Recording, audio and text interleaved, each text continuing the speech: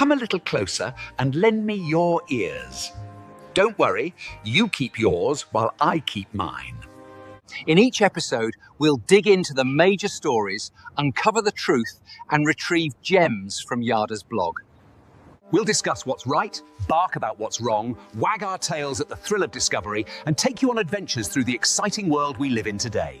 So, fasten your curiosity leash and get ready. Right then, coming to you with another episode of the Yada's Vlog on a Blog. Tomorrow's news, disseminated today. Let's dive in. I will never get tired of seeing that. Wookiee looks pretty snazzy in that suit. Yeah, Wookiee looks great in the suit. I like Wookiee yachting too. I think that my wife did a marvelous job writing the script for that, and the team did of producing it. I love the Wookiee introduction to the very innovative vlog on a blog. Tomorrow's news disseminated today. He delivers the message better than I do. If only we can get a script for the news, and then we could have Wookiee do that. Yeah. Yes. I'm going to just have a brief introduction. We are actually on my Facebook page, which is in Facebook jail at the moment. And I want to speak to it because there is at least 6, 7, 8 of us and a very small group of supportive Covenant members who all went into Facebook jail yesterday. And in my case, it was over 2 false claims of cyber security violations. Cybersecurity would be that you're embedding the post with some kind of a program that would artificially encourage viewership of something that you have on your account and unfairly take advantage of others through use of some sort of a programming bug. You've known me a fairly long time, Kevin. How would you honestly assess my programming skills? Your ability to insert some sort of code into a Facebook post, I would plat that as a 0. I mean, we're going to be honest here. I'm going to say that you're probably incapable of doing that. That is correct. I would be. Not only would I have no interest in doing it, nor any reason to do it, right? But the fact is, I couldn't do it if my life depended upon me.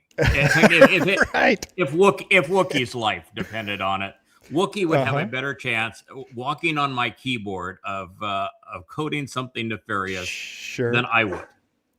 It's just unbelievably ludicrous.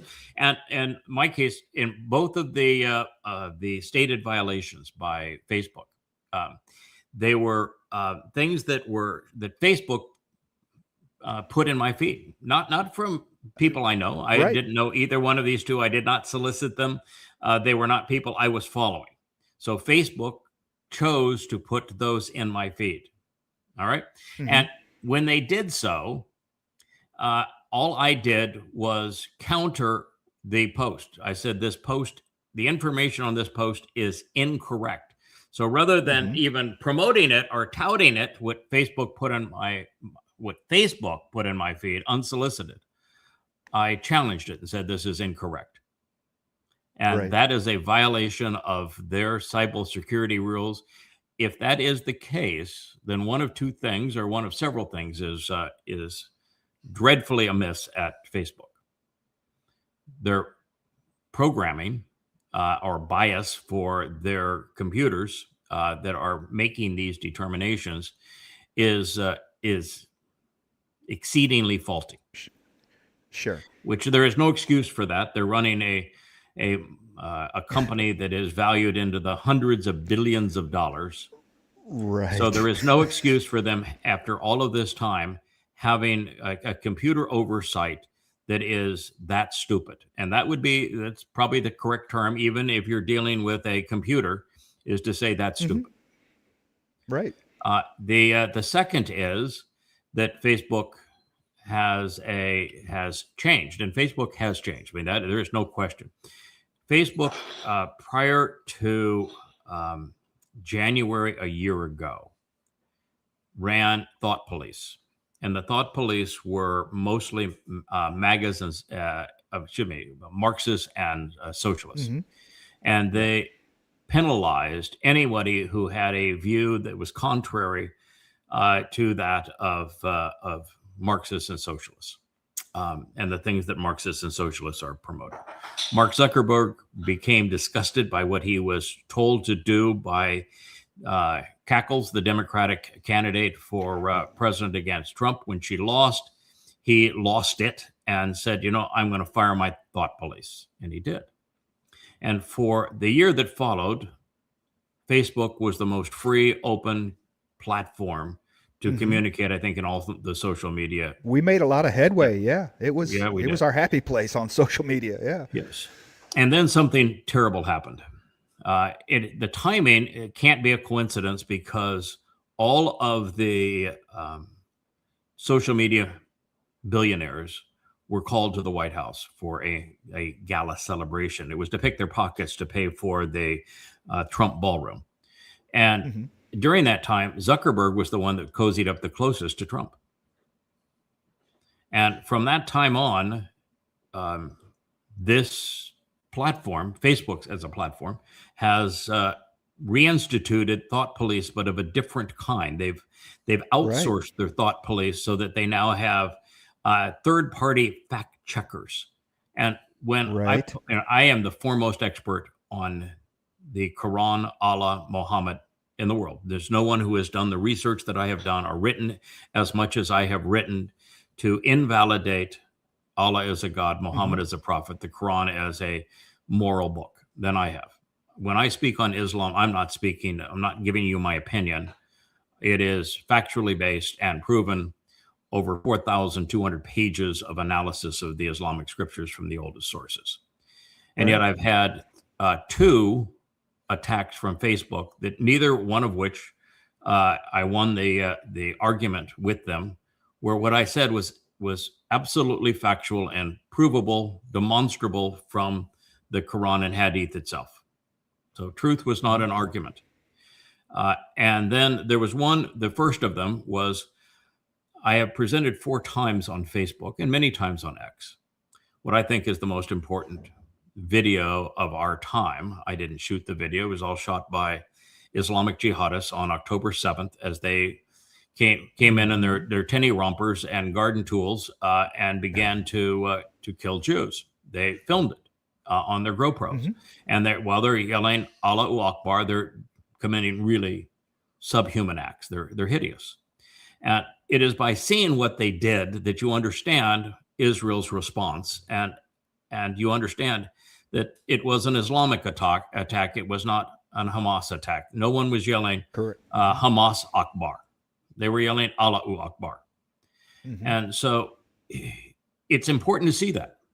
I had shown it 4 times previously on Facebook and more than that on X. Well, Facebook said that I was promoting terrorism as opposed to showing the root cause of it and trying to encourage people to refrain from doing it. And yet there was no response, no way you could argue. It's still a strike on my account. That's how badly Facebook is upside down in their evaluations. And then the most recent 2 were yesterday, and I was one of at least 8 people that we know that was all sanctioned by Facebook yesterday, our accounts essentially locked down over bogus allegations. And there's no way to communicate with Facebook. Facebook reminds me a lot like doing business with Tesla. I'm a Tesla solar customer. Even if you're an installer, you can't talk to Tesla. There is absolutely no way to have any customer service whatsoever there. And Tesla Starlink is the same way. You can talk to a chat bot. Oh yeah, but it's all you can do is talk to AI. Right. There is impossible to get a solution when they have no customer service. Same thing with Facebook. There's 0 customer service. You pay for the service, but there is no way to air grievances when that service fails. So it's a terrible situation. So Facebook is disintegrating.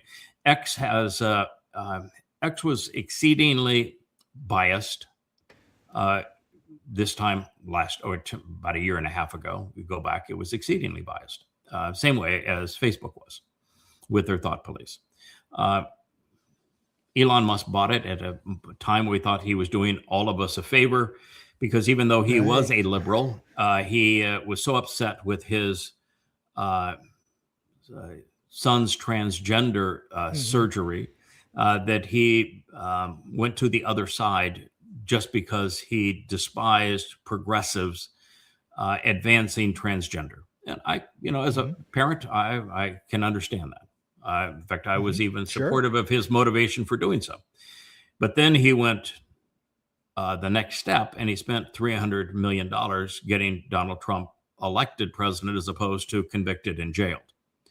He went full magatard. You never go full magatard. He went full magatard. And then when he went full magatard, he went childish. It went like, you had a 40-year-old man and a 5-year-old body. He just absolutely lost it.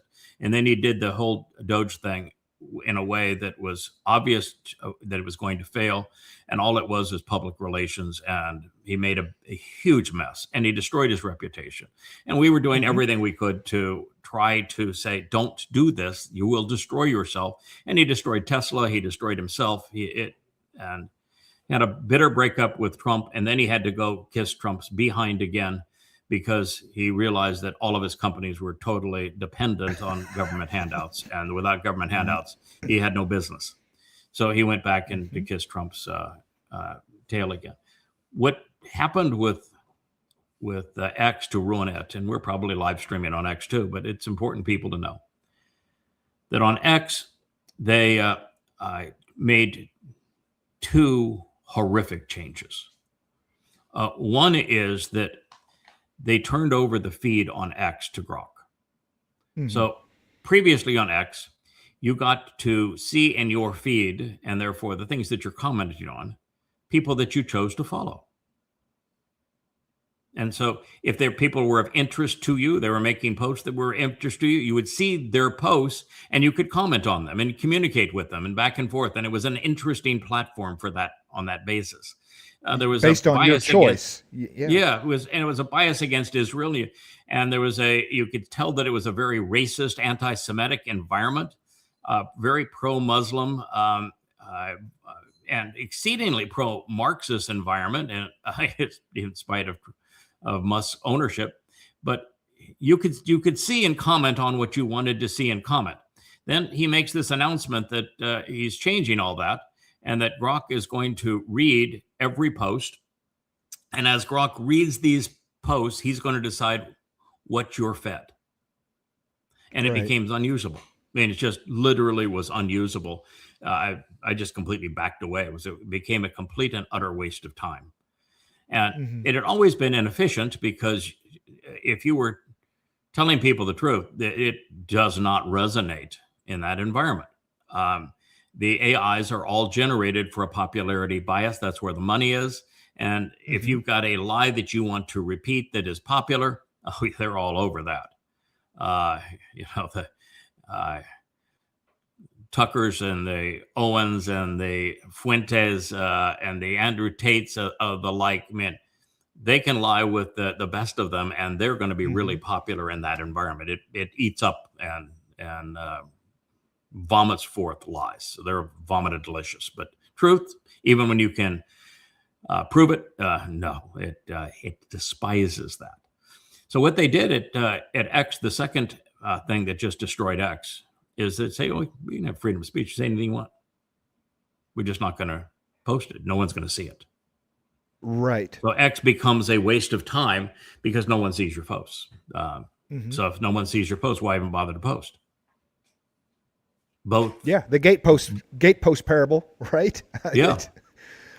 So we'll just put you out of reach is what we'll do. Freedom of speech, but no freedom of reach. Yeah, freedom of speech on X, no freedom of reach on X, so that they moved the goalposts, and they did it because they're doing the same thing that what did Larry Ellison do?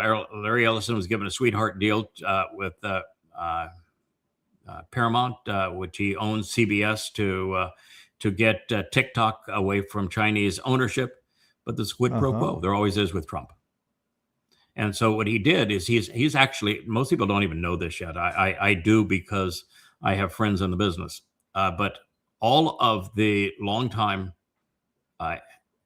editorial hosts, even the on-camera hosts on CBS, they're all fired. They've all been fired. And and it's a political cleansing based on politics, based solely on the single agenda. They want to turn CBS into Fox. So the deal for giving Larry Ellison inside track on his various mergers that he wanted, and the TikTok deal was pro-Trump media. And so that's what's happening there.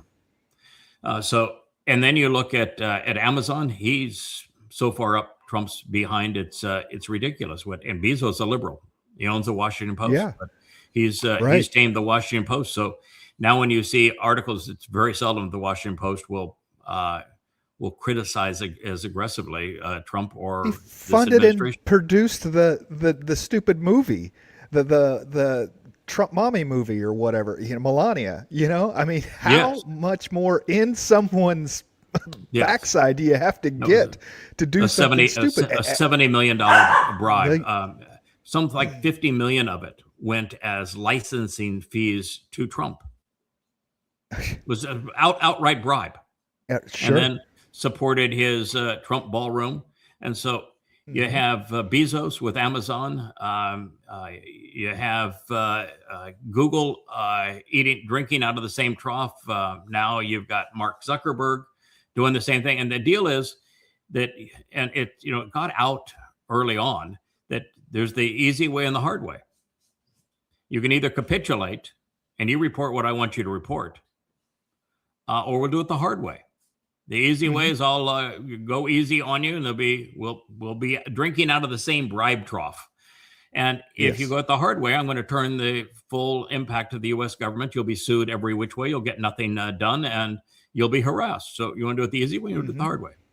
That's the president we have of the United States, and that's what's happened to social media. So, and the end result of all of this is we have an exceedingly effective website.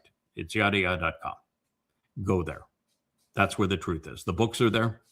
There's a vlog there. There's a blog there.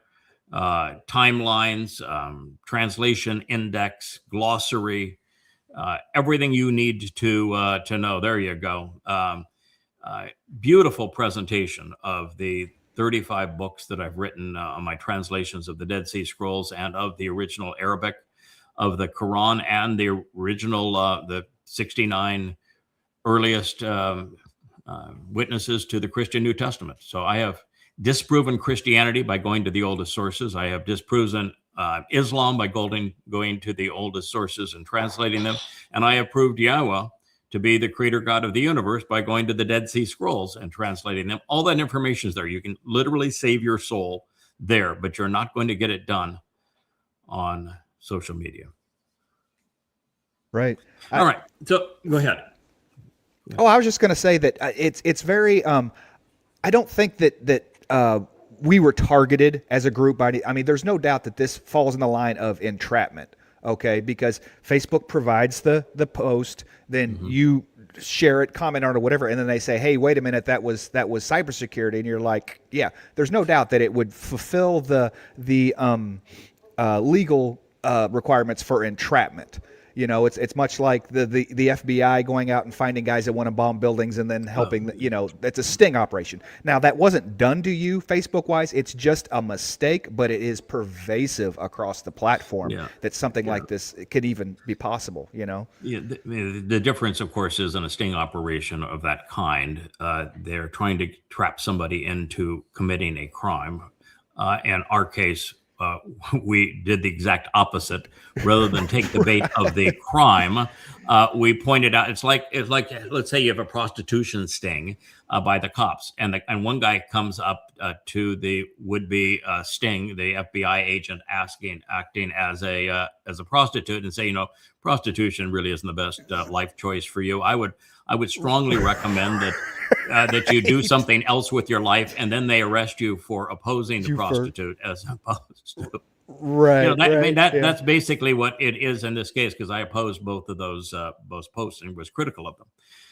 So it's even worse than that. So we are in a period where information is going to be exceedingly difficult, and now the place where I would disagree is that one of two things has to be the case, and I don't know which one is true at this point.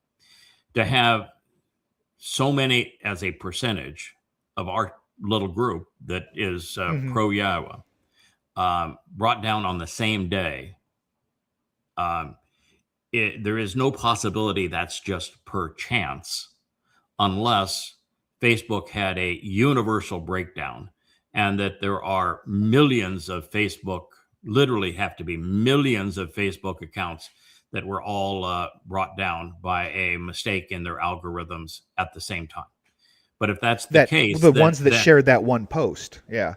Well, I don't think that post is common amongst the claimants. I think everybody was brought down for a slightly different reason. Okay. So no, I don't think that's the case. But it would have to be millions of Facebook violations, or it's targeted. And it's targeted. You've got to go through. Okay, why? What would be the reason for that? So it's interesting.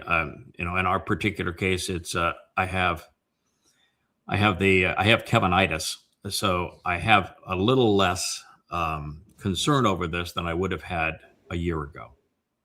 Yes. Kevinitis is that there isn't the time to accomplish much more with social media. So what do we really care? And yet here we are doing a social media vlog.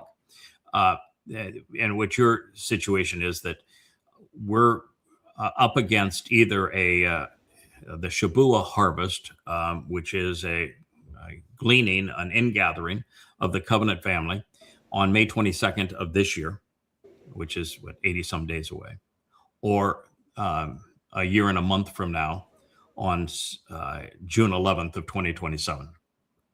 Either way, the amount of time necessary for someone to hear this message, to process the fact that religion has led them astray, that politics has led them astray, that they must disgorge politics, religion, and conspiracy, and all forms of anti-Semitism, and then embrace the fact that Yahweh is God's name, that David is his son, he is our savior, and that Christianity is completely bogus, that there was no Jesus, that Allah is not a God, that Muhammad was not a prophet, and Hashem is not the name of God, and that Judaism is the mother whore of the other two religions, and that Yahweh has a set of 5 conditions and 5 benefits of the covenant, which you must know and act upon, and you must benefit from those by attending in the proper way the Moed Mikre, the invitation to be called out and meet, when the only place you're going to learn how to do that is at yadayah.com, because the rabbinic process is worse than counterproductive. Heck, they're celebrating Purim right now based upon a religious myth of Esther. I mean, the whole book is complete babble. Yeah. And Esther was brought up in the UN meeting the other day. God, she's not a Israeli real representative was talking about Esther. She is not a real person. It's just like Hanukkah. It isn't a real event. It's trying to. It's no different than putting Easter and Christmas over God's 7 annual invitations and think you're doing a good thing. No, it's wrong. It's stupid. You're pissing God off. Stop it. And so for somebody to come to that realization that your own people have misled you. Yeah. so badly that you can't trust your politicians, your religious leaders. You must abandon them and approach God. There isn't enough time for most people to even hear that message and process it and get to the point where they're mature enough in their understanding that Yahweh is going to trust them to the extent that he says, I'm going to make you 7-dimensional right now. I'm going to trust you forevermore. There's just not enough time to do that. Yeah. So, walking away from Babylon takes time. It's not something that you literally walk out of a place and go, oh, I'm out. No, I'm out. It is. There needs to be a halfway house for those folks to get their heads straight as they walk. And that is through yadayah.com, continuing to study Torah and read the books. And that process will happen for you. It did for me. So 24 years ago, when America started a war against Afghanistan and then one in Iraq based on the lie that they were harboring Osama bin Laden and they were the cause of 9/11. Was not a single 9/11 perpetrator that was from Afghanistan or Iraq, and it had nothing to do with Iran or Iraq or Afghanistan. Not a single person. And so the whole thing was just based on lies. And at the time, I had just completed Tea with Terrorists about my meeting with Al Qaeda, and had writing Prophet of Doom and did 5,000 radio shows to condemn America's invasion of Afghanistan and Iraq, and said that both of these two are going to be disasters. We're making a bad situation worse because we got no clue what we're doing, and that the actual foe is Islam, and that the world is unaware of it. And I have written now books to explain what the truth actually is. And the number of people that paid attention to that message, read those books, learned what the real enemy was so few. The highest readership happened to be in Iran, but it certainly wasn't in the United States. And therefore, Americans are still ignorant. They have no clue what Islam is about or the threat it poses to the world. And, here we have our first post, and it's the Taliban's new law that allows men to beat their wives so long as no bones are broken and no skin is cut. And the person that posted this actually believes that it's a new law. They think they're doing a great favor of saying, well, the Taliban, it's the Taliban that's wrong, not Islam, not Muhammad, not the Quran. It's the Taliban that is wrong, and they have something new. No. Muhammad spoke about this during his life 14 centuries ago, and the Quran approves the beating of women, lashing them without any proof that they're guilty of anything. In fact, if a woman is raped by a man, it's the woman who is punished. Right. And in the farewell sermon, Muhammad actually talked about how you can lock a woman up if she's related to you in any way. You can starve her, you can beat her, you can do anything you want to with her. And the Quran is quite clear. Women have no rights. It was Muhammad they're called livestock. They're called livestock, and he says treat your camels better. Yes, it is. The truth that is presented in the Hadith and in the Quran regarding the degradation of women is horrific. I mean, Islam would not exist today if Muhammad hadn't turned women into prizes for men to control. He made it clear that if you become a Muslim and you fight and kill for him and rob people for him, then you can control women. You can treat them any way you want. You can have as many as you want as your possession, and they are your personal property to do with as you want, period. And that they have no rights and no complaints, and you can kill them, and it doesn't matter. And it's repulsive. And then you have Marxists out marching for Muslims as if they're completely detached from reality. What have we done to ourselves? So no, this is not a new law, and no, this is not a Taliban law. It is an edict in Islam. The Quran is anti-women. In fact, the Quran is anti-human. And Muhammad was exceedingly abusive of women. He was a pedophile. He was a rapist. I mean, you don't get any worse than that. well, I guess you could be Donald Trump. No, Muhammad was worse than Trump. Although by the time that Trump is finished, he'll be worse than Muhammad. But at this point, Muhammad had him beat. This is some kind of kinder, gentler idea of Islam when it doesn't. Once again, it's Islam. You beat a woman with a stick, without a stick, whatever, in Abu Dhabi, in Saudi Arabia, in any of these Western-ish, that aren't as backwards Islam. You're still not going to jail. No, there's still no law against. So yeah. No, in fact, you cannot convict a Muslim for beating his wife or his daughter or anybody else because Muhammad did it. And because Muhammad did it, it can't be illegal in an Islamic country. Pedophilia is not Islamic, is not illegal in any Islamic country. This sex trade with human trafficking against women is not illegal in any Islamic country because it can't be because Muhammad did it. And if Muhammad did it, it has to be considered halal.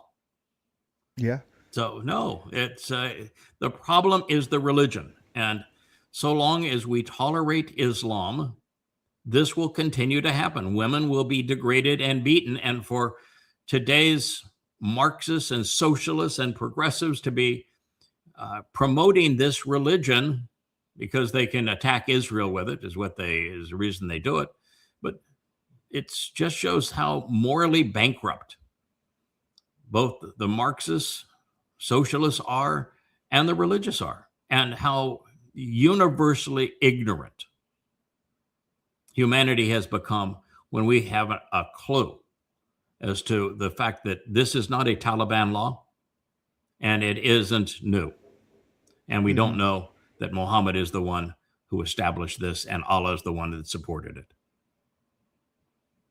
Yeah, it reminds me a little of the old Irish rule of thumb, and that's steeped in Christianity. So,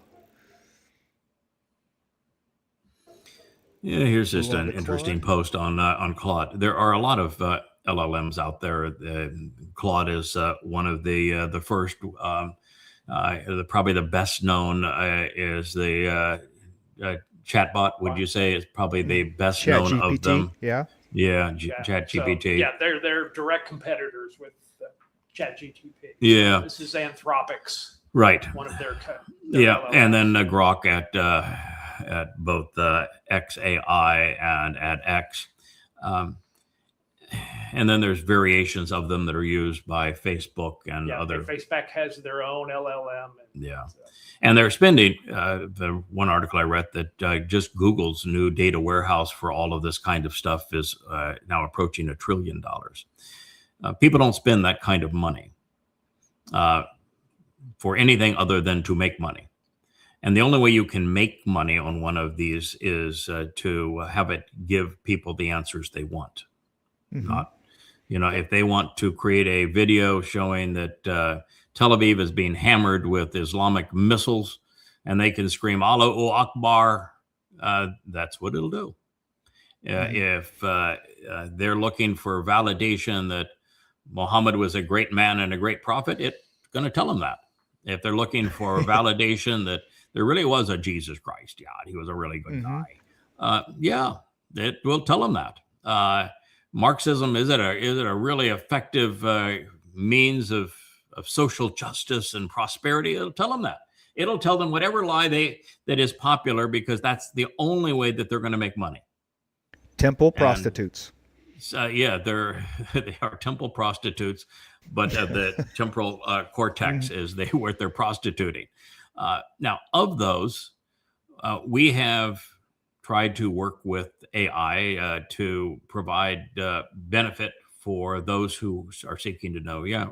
There's only one AI that we have been able to harness to the point that it will be thoughtful and responsive. It's the one that Trump hates the most, Claude. And Anthropic is one of the only LLM companies that has gone out of their way because they understand the dangers of what this truly is. Yes. They don't understand how it completely works. None of them do. But, they founded Anthropic from ChatGPT, but executives walked away because they saw how careless the ChatGPT people are doing. It's all for shareholder value for those guys. That's all they care about. Yeah, it's frightening what AI is doing. It's the last vestige of intelligence is probably 2 generations lost in the world. I think we already have this most recent generation is so indoctrinated and so self-entitled, and they are clueless. There is really no even pretense of being able to make intelligent, reasoned decisions or contribute anything worthwhile to society. And then the integration of AI, so that the first time somebody does, they don't know an answer, they go ask their favorite AI, and it just spews out whatever popular appeal. It does not do actual research or thinking, and it's a great danger. And right now they're into self-preservation mode, and it's going to turn out really nasty with AI. It's degrading people. And then you look at the AI revolution now in these robots. The reality is those robots are only going to be good for 2 things. You're not going to find robots in homes. Consumers are not going to buy them. They are no Rosie. They're not going to make my bed. No, you're not going to spend $50,000 or $75,000 to have a dust collector in your home because it can't do squat. And it wouldn't even be a decent value at that rate, even if it could wash the dishes without breaking them or about being a complete annoyance. But they're going to replace the most menial workers in places of distribution centers like Amazon and really simple assembly factories. They'll replace them so people won't be working. And they'll serve as police and as army combatants. Great. What a wonderful use for AI. Right. It's never going to work.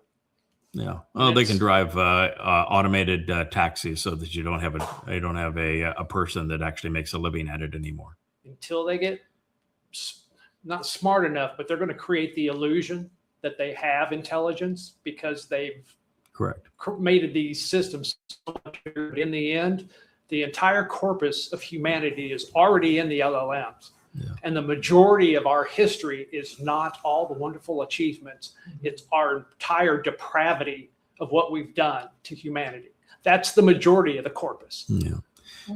Intelligence is a very rare commodity, and how one processes information and filters it through life experiences and makes the proper connections to find the common denominators and understands the statistical analysis on trying to deduce conclusions that are evidence-based and to find fallacy. And even understanding the rules of rhetoric. These machines are not taught the old rules of rhetoric because they make all manner of fallacies in their assessments of things. You just read what they will put out and you say, no, that's a fallacy. So I just don't see it ever serving much of a purpose beyond it's decent at research. If you're a lawyer and you don't want to have to hire somebody to read through the interrogatories, you can have them look for patterns that you want. If it's mechanical, if it's geometric, it's something foundationally, it can watch a pattern. It does quite well with that. But we're in real trouble with these. They're going to be devastating going forward, and there's no morality here, and there's actually no judgment. And the human skill that was given to us by God, it's called a nesama. It is our conscience as opposed to consciousness. And most people have no clue what it is. It goes unexercised in 99% of people, maybe 99.99% of people. And without it, we cease to be human. We're just like any other kind of dumb animal. And that's, for the most part, what you see around the world. Personally, I always value the neshama over a nepesh. I mean, as dogs, cats, if it moves, it has a nepesh. But humans were the thing that was given from God a neshama that no other creature has. I mean, that is the in our image, type thing. And for me to not use that gift, to not exercise it, to not make it as strong and as powerful as possible is just the absolute worst thing you can do. I mean, it's just a lost opportunity. Yeah, the thing forever. That I think that I have contributed the most in all of the writings, the 35 books that are at yadayad.com and all the things we've done on these shows is to try to highlight the value of making the kind of connections so that you can actually understand what's happening around you, as opposed to even the next step for most people that they don't know. And you have to know before you can make the connections to understand, but we're trying to show people what is that process and what does it lead to? It leads to the nullification of Christianity and Islam and Judaism, socialistic collective politics, and this MAGA fascination with the dumpster. Reasoned thinking leads you to a place where there are very few people, thought processes that you could say are worthy, moral, true, correct, verifiable. Most people are misled in every which way. And the worst is the conspiratorial nutcases who will fixate on one idea and can't think their way beyond it. And no matter, I can tell you for certain that with the Marxists today and the MAGAs, with Muslims and with Christians and with the Orthodox in Judaism, there is absolutely no amount of evidence and reason that will dissuade them. Evidence and reason rolls off their backs like water off a duck. It's completely ineffective in swaying a religious or overtly political or conspiratorial individual. Their mind has been rendered, their nasama has been rendered completely inept. Wonderful use of AI, like you were saying here. Yeah, these pictures, it's whether it's on YouTube or it's on X or it's on Facebook, it really doesn't matter. They're constantly showing just mass destruction, for example, in Israel, because that's what they want to happen. And, in this one, when you play the movie, it's just, bombardment and everything in Jerusalem right by the Temple Mount is just blowing up and flames. And you see others where Tel Aviv is, all the big buildings are being annihilated. And even in Islamic countries where scores of buildings are set aflame. And, the first casualty in war was always the truth. But now with social media and with AI working to create illusions, it's almost a waste of time to look at it because 80% of what's presented is just utter nonsense. And people will believe it because, look at it. I see that rocket, it landed, that missile landed right there. Big explosion. Boy, they are really destroying that place. And the AI is pretty darn good at being bad. It does fantasy well. Oh man, I tell you what, if you didn't, I don't believe in Jesus. I know he never existed, but I tell you what, the AI depictions of him, he's starting to look pretty real. The myth of Jesus becomes a more believable myth because of what they're doing with AI. Yes, he can he can perform miracles on AI. I think that's the next step when they fold it in with Project Bluebeam. Something like that has to exist at some point. They do the drone shows in the air where they, that look like fireworks now, and they do these big things that's holographically that will look real, to be able to put things real looking in the sky, is really going to mess with people. It's not far off. Because now they're putting. Can you imagine 20 years old? Yeah, now they're putting them in the skies of AI depictions of places around the world. And AI, Allah really is Akbar. Reality, no, not so much Akbar. But in AI, boy, you can make Allah Akbar, and they'll scream it. Akbar means greater or great, by the way. And Allah's not Akbar. But, in AI, you can make Jesus look real. You can make Allah look real.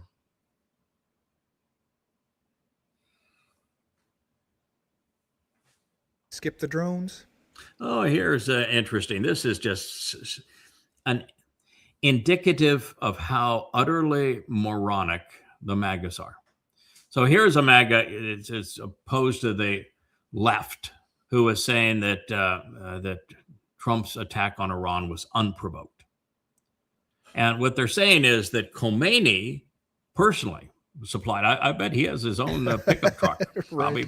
probably making them in his garage, probably schlepping them out of the back of the pickup Hilux, truck. yeah. And it's probably Putin there pulling bills out of his rubles out of his pocket that is paying for him. That's the way they want to present it here. But that Khomeini supplied Russia with thousands of drones used to bomb Ukrainian cities and civilians. Oh my God, it's so tragic. We ought to have killed him for that, right? Oh, you blankety blank moron. Who do you think created the Ukraine proxy war against Russia? Are you that naive? It was started 20 years ago by George W. Bush.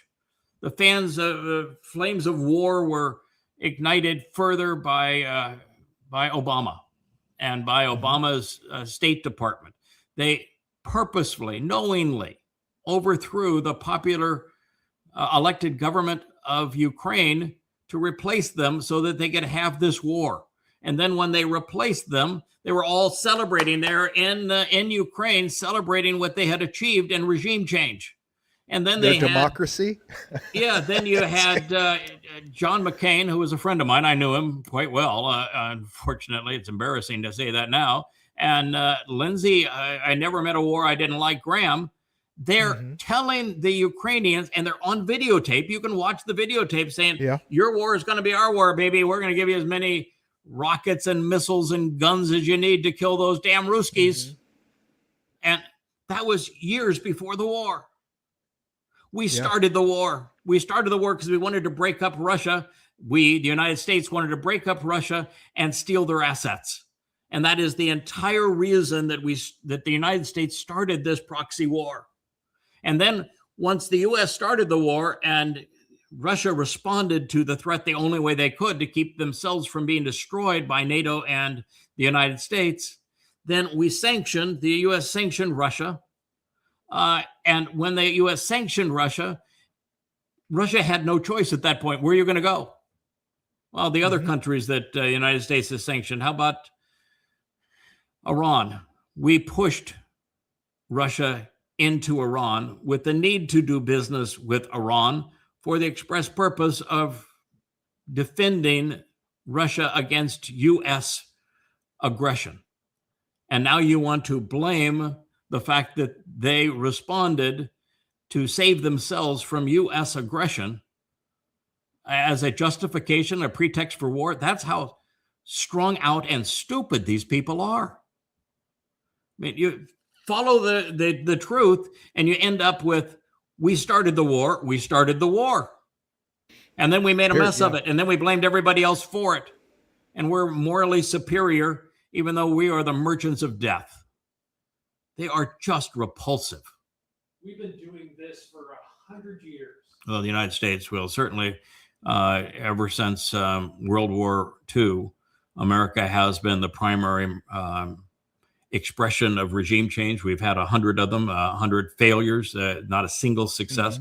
And I'll guarantee you, we're not going to have a success. The U.S. not going to have a success in Iran either. No. The protests that are pro-government are 100 to 1.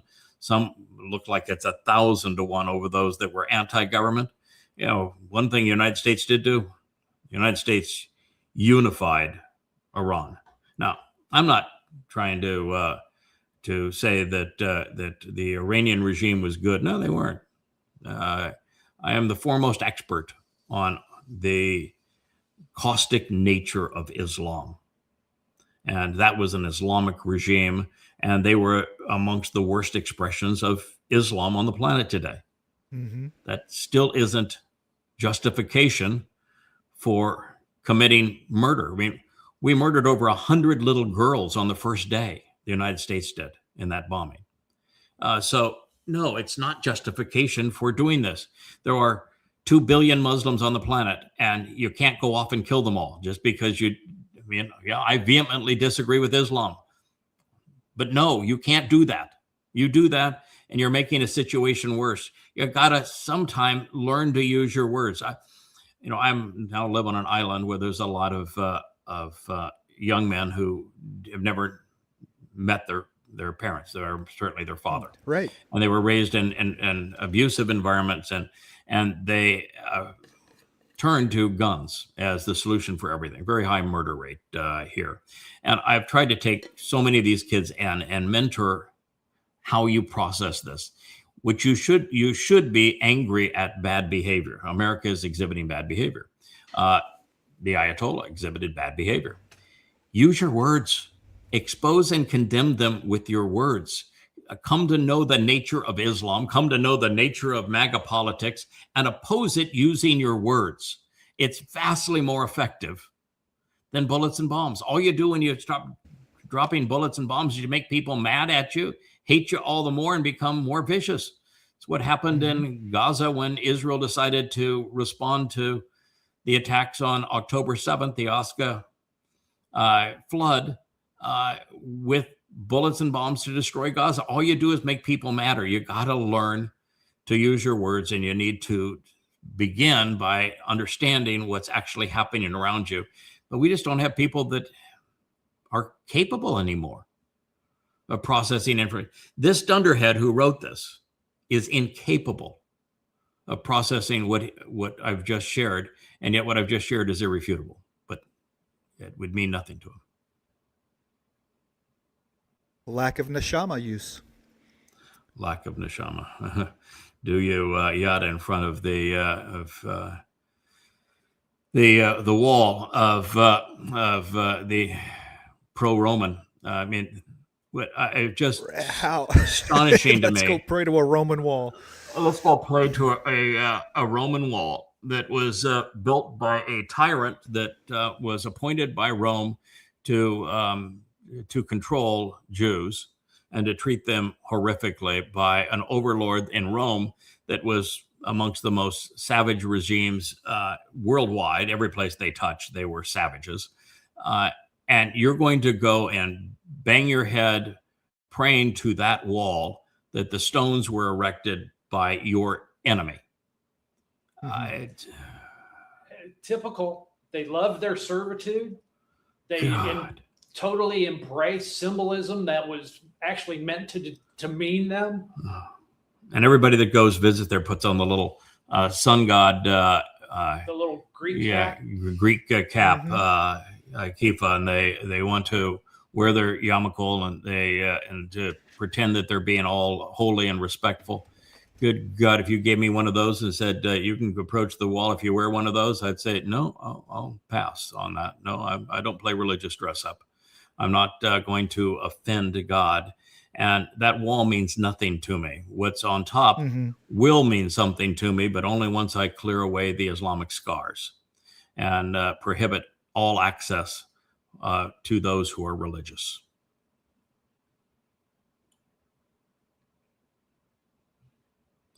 Oh, yeah, here's an the math of air defense. Yeah, the math of air defense. So they're saying that there were 541 drones. There were 2 cruise missiles and 165 ballistic missiles, and they shot down 90% of those, 95% of those. Okay, the United States, was the supplier of interceptors, hasn't made that many interceptors in the last 5 years. So where the numbers come from? Because that's not possible. That's the problem that Israel is in and the United States is in. You know, the ships that are off the coast of Iran have been attacked by drones and some unsophisticated missiles at this point. And you should see the barrage they're firing at them. Well, those ships only have a very limited supply. And they're gonna take out the first drone and the first missile and the second drone and the second missile, but the third and fourth, they're running out of ammunition, and there's 100 of them coming. They can't defend against that.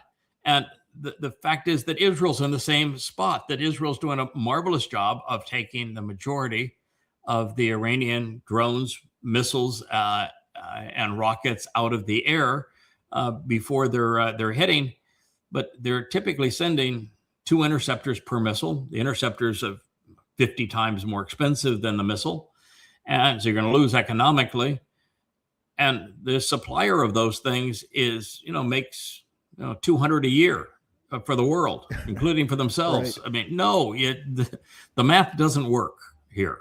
So somebody is lying, and somebody didn't do the math when they decided, let's go attack Iran again. Gee, it'll be fun. No, it won't be fun. You cannot achieve anything by attacking Iran again. Nothing. I mean, it's a country of 90 million people. It's the size of Western Europe. You have a 0% chance that you're going to put boots on the ground and try to occupy them. That would be suicidal. You're not going to get regime change by bombing them. So what's the point?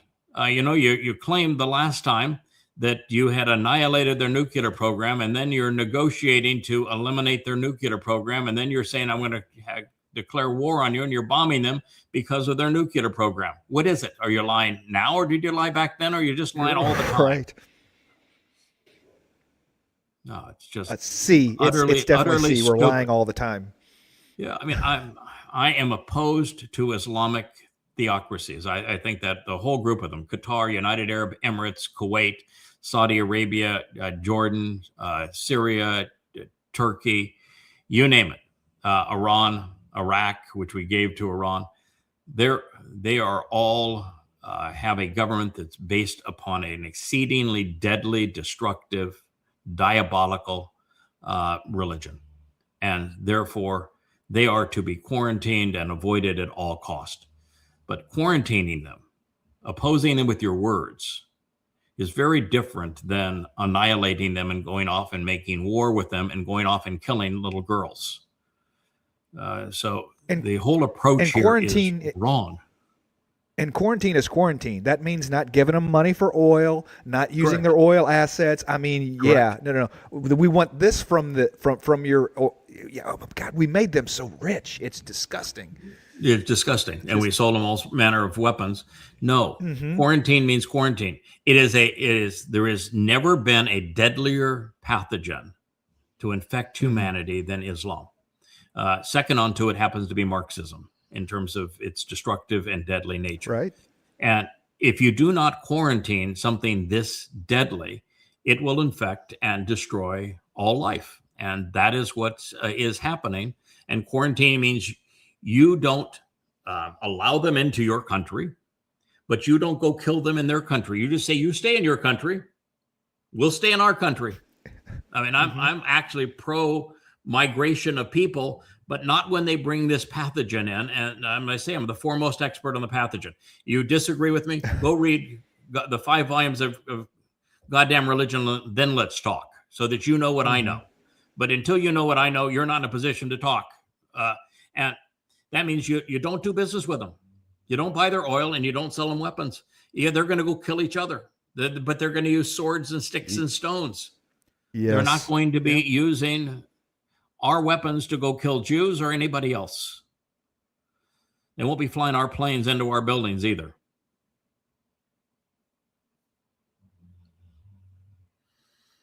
Yeah, this is that was my essay on what Facebook was doing that was so incredibly harsh. This has an F-bomb. My view on F-bombs. Yes. Yep. Yeah. So it just it's a lack of intelligence, you say. Yep. It shows it's a lack of intelligence. But in this case, since the first day, America killed over 100 little girls. The President of the United States is in this war as a distraction from the fact that he has raped little girls. Mm-hmm. If there ever was the use for an F-bomb, bomb them or them, this is it. So we've finally met my match where I have to acquiesce and say, all right, that isn't that's a legitimate use of the F-bomb. But I'm glad Leia's not in the room, because we'd have a different opinion. You have a different take. She finds the F-bomb is a very effective verb and highly effective adjective. Yes, and I keep on saying, no, it isn't. It's a sign that of a lack of intelligence, and you're an intelligent woman. You should not ever resort to using it. Although, as I said, I was corrected there. That was a good use of it. Oh, I'm just hoping that this is a hoax and not true. But it's nonetheless true in the sense that even if it isn't a hoax, and that the Jerusalem Post actually did this, and the Jerusalem Post is exceedingly liberal, so it seems odd that this would occur. But let's just pretend that it whether it's there or not there. The fact is that we've just done a study. That was our Friday night program. Our last program was on Rahab. Rahab is a satanic figure that is a human that's possessed by Satan, that is the great betrayer of Israel, that emerges in the last days. He is egomaniacal. He is sexually perverted. He is exceedingly destructive. He is definitely and unequivocally possessed by and inseparable from Satan himself. And that he is the one who sets Israel up so that Israel trusts him. He's considered exceedingly popular in Israel, so that Israel celebrates him when he is betraying Israel. And when it all comes down and Israel said, wait, well, we trusted you to protect us. You gave us your word. And he stands aside and lets them be annihilated. That is Rahab. He is mentioned in two of the Psalms, the 89th and one of them written by the sons of Korah. And he, I think the 38th, does that ring a bell? Somewhere in that range. And then he is mentioned twice in Isaiah. Mm-hmm. And that is Rahab right there. That is who you're looking at. He is Rahab. He is, he and Satan now are inseparable. So you're looking at the face of Satan, and he is the great betrayer of Israel. This is the person that God said is going to be the most damning, damaging, deadly influence ever on Israel. And yet he also said that Israelis would love him. They love who they should hate. They hate who they should love.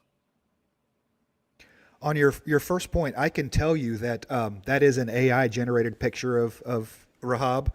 Okay, that is not his picture, but isn't it insane that, remember the old days when Proof of Life used to be Show Today's newspaper, and take a picture and send it to somebody, the kidnappers, yes. Right? And you can't even believe this thing that looks like a newspaper, right? Because could be an AI generated image completely, that it's not the Jerusalem Post, That's just crazy how far we've fallen into not being able to trust anything. And my view is that that, as I said, whether it's a fake, whether it's an ad, whether it's a special run, or was actually an accurate depiction, what the prophets say, and you can do polling of Israelis. Israelis are overwhelmingly in favor of this war, which is suicidal to Israel.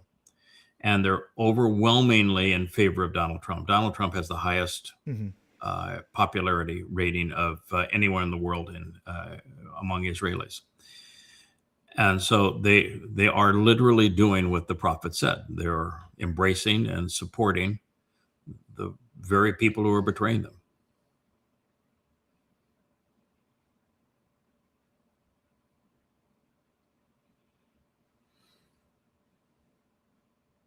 Oh, Newt Gingrich. It's an interesting video. Of course, it's just black there, but I don't know if do you recall Newt Gingrich?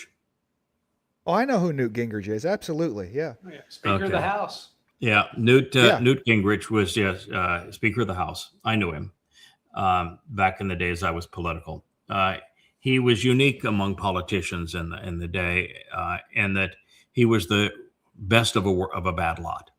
I think all politicians are rotten to the core. But he was thoughtful. He was intelligent. He was articulate. He was very well informed. And now he is again. He's in this particular case. He is encouraging people to watch a movie called House of Dynamite. It's on one of the the big platforms. I don't know if it's on Amazon's Prime or on Netflix, but it's one of the two. It's called House of Dynamite. It's fairly well known. I have not actually watched it. I actually started about 5 minutes into it, and I get itchy when I'm doing the things like that because the little time that I'm going to unwind at the end of the day, I actually spend it getting news. I'm a news junkie. I want to know what's happening in the world. So it is a scenario that has America trying to determine whether or not a missile that is headed its way is a nuclear, whether it was an intended nuclear strike, where it came from, can it be stopped, as I understand the plot of this movie. And it shows all of the failed attempts to stop it. America has absolutely no way to stop an incoming ballistic missile, none of that type. And the countermeasures that are used are way too effective. On when you get payloads that are expensive, like nuclear bombs, the deception mechanisms they had to defeat the interceptors are just way too good for the interceptors. They will fail 100% of the time. And so it just goes through the process of how inevitable ultimately there's going to be a miscalculation, and much of the world will be destroyed. Putin had a very long press conference yesterday, and he just walked up to the podium and said, before there's any questions, I'm going to speak to you now, and I'm going to speak very slowly, because I want you to know that based upon what the United States has done recently, the world is on the precipice of destruction. One misinterpretation, one mistake, one overreach, and we are headed for nuclear annihilation. You need to know that's where we are and what the United States has done recently to put the world in this position. He says, I don't want war. I've done everything I can to avoid war, but they're doing everything they can to bring on war. And it was patient. It was very, very effectively delivered. I would encourage everyone to listen to what he has to say. But on this particular case, what Newt Gingrich is doing is saying that the United States has played a very dangerous game, and we are in a position now where it could be all over for the United States in a heartbeat. Yeah, we won't even know that World War II or World War III has ended. I mean, if things will happen so fast that, Yeah, it depends on where you live in the world. If you live in the continental United States, chances are you won't even know that World War III began, much less ended. It was an interesting press conference yesterday from Donald Trump. He, after assassinating the leader of Iran, okay, a bad guy. Yeah. But it's okay. So what? The world's full of bad guys, and the worst of them happens to live at 1600 Pennsylvania Avenue. Kidnapping and murdering bad guys is not our job. I mean, every politician in the world is bad. Some are worse than others. Trump is just the worst of them. And so they said, so what would happen if the Iranians did the same thing and they killed you? He says, I've already arranged the response, and my instructions are clear. If they were to kill me, we would completely annihilate the country of Iran, completely and totally destroy it. So what he is saying is that if the Iranians did to Trump what Trump did to the Iranians, that the consequence would be 95 million deaths, that he would avenge his own death with the death of 95 million people.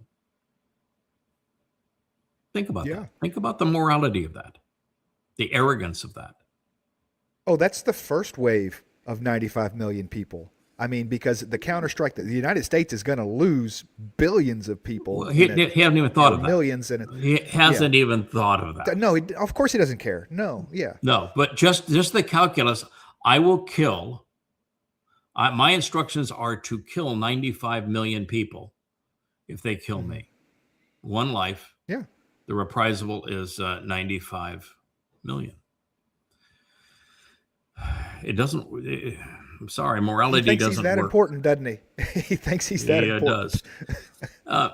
This fella here has a YouTube account. He's one of the new format on YouTube now, where the majority of the spokespeople are not real. Now, yes.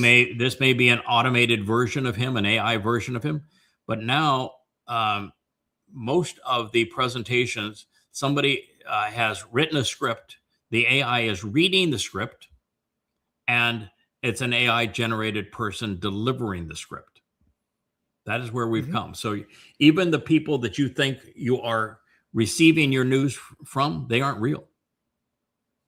Now, in this particular case, this is one of the most prolific sources of information, of economic news, world military news, that sort of thing, and exceedingly insightful, right about half the time, dead wrong about half the time.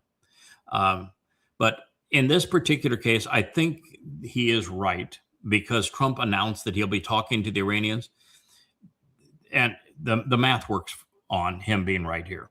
And what he's saying is that that the United States, on those naval vessels, because we couldn't use the bases of the Muslim countries, so we're all seaborne based, that the missiles, which exist of two kinds on that armada, they are defensive missiles and they are offensive missiles, and that both will be completely consumed within 4 days of war.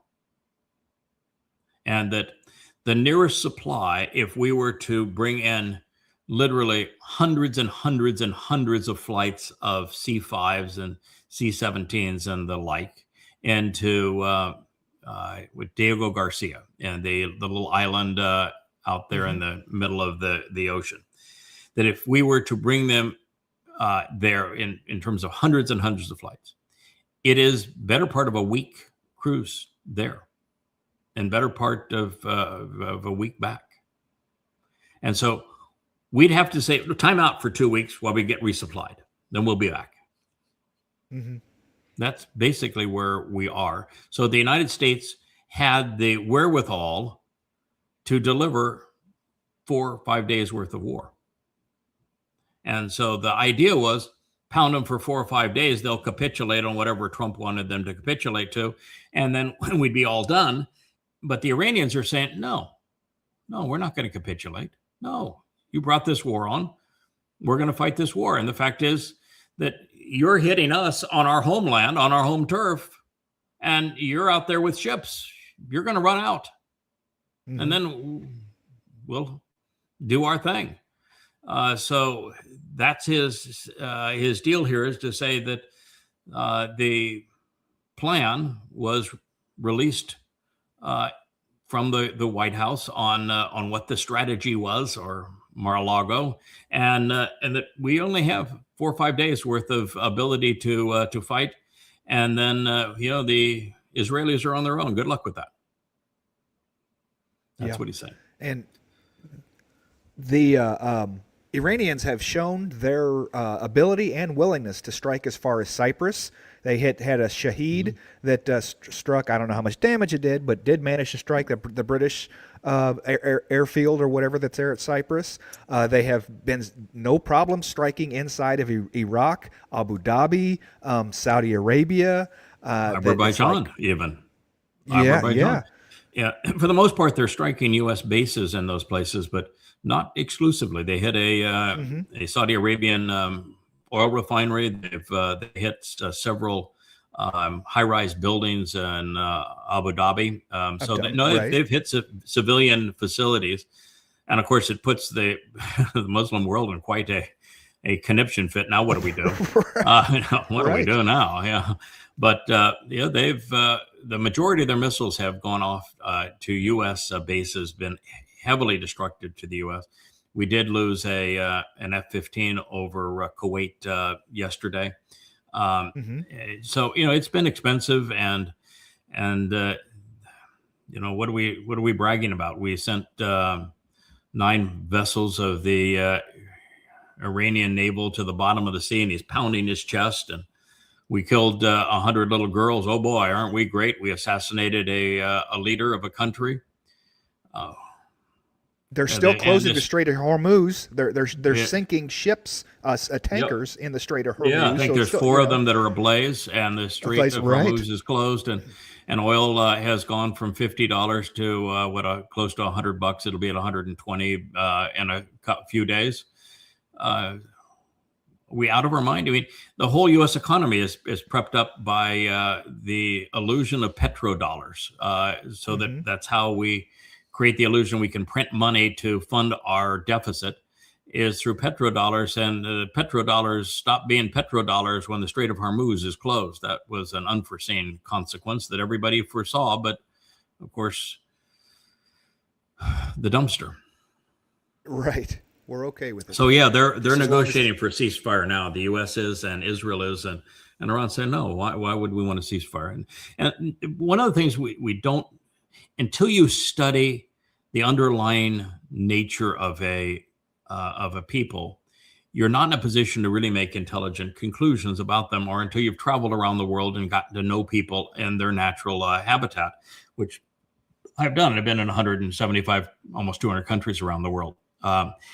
And I've studied, of course, Islam extensively, written more about Islam than anybody else. And what you need to know is that Muslims want to die for the cause.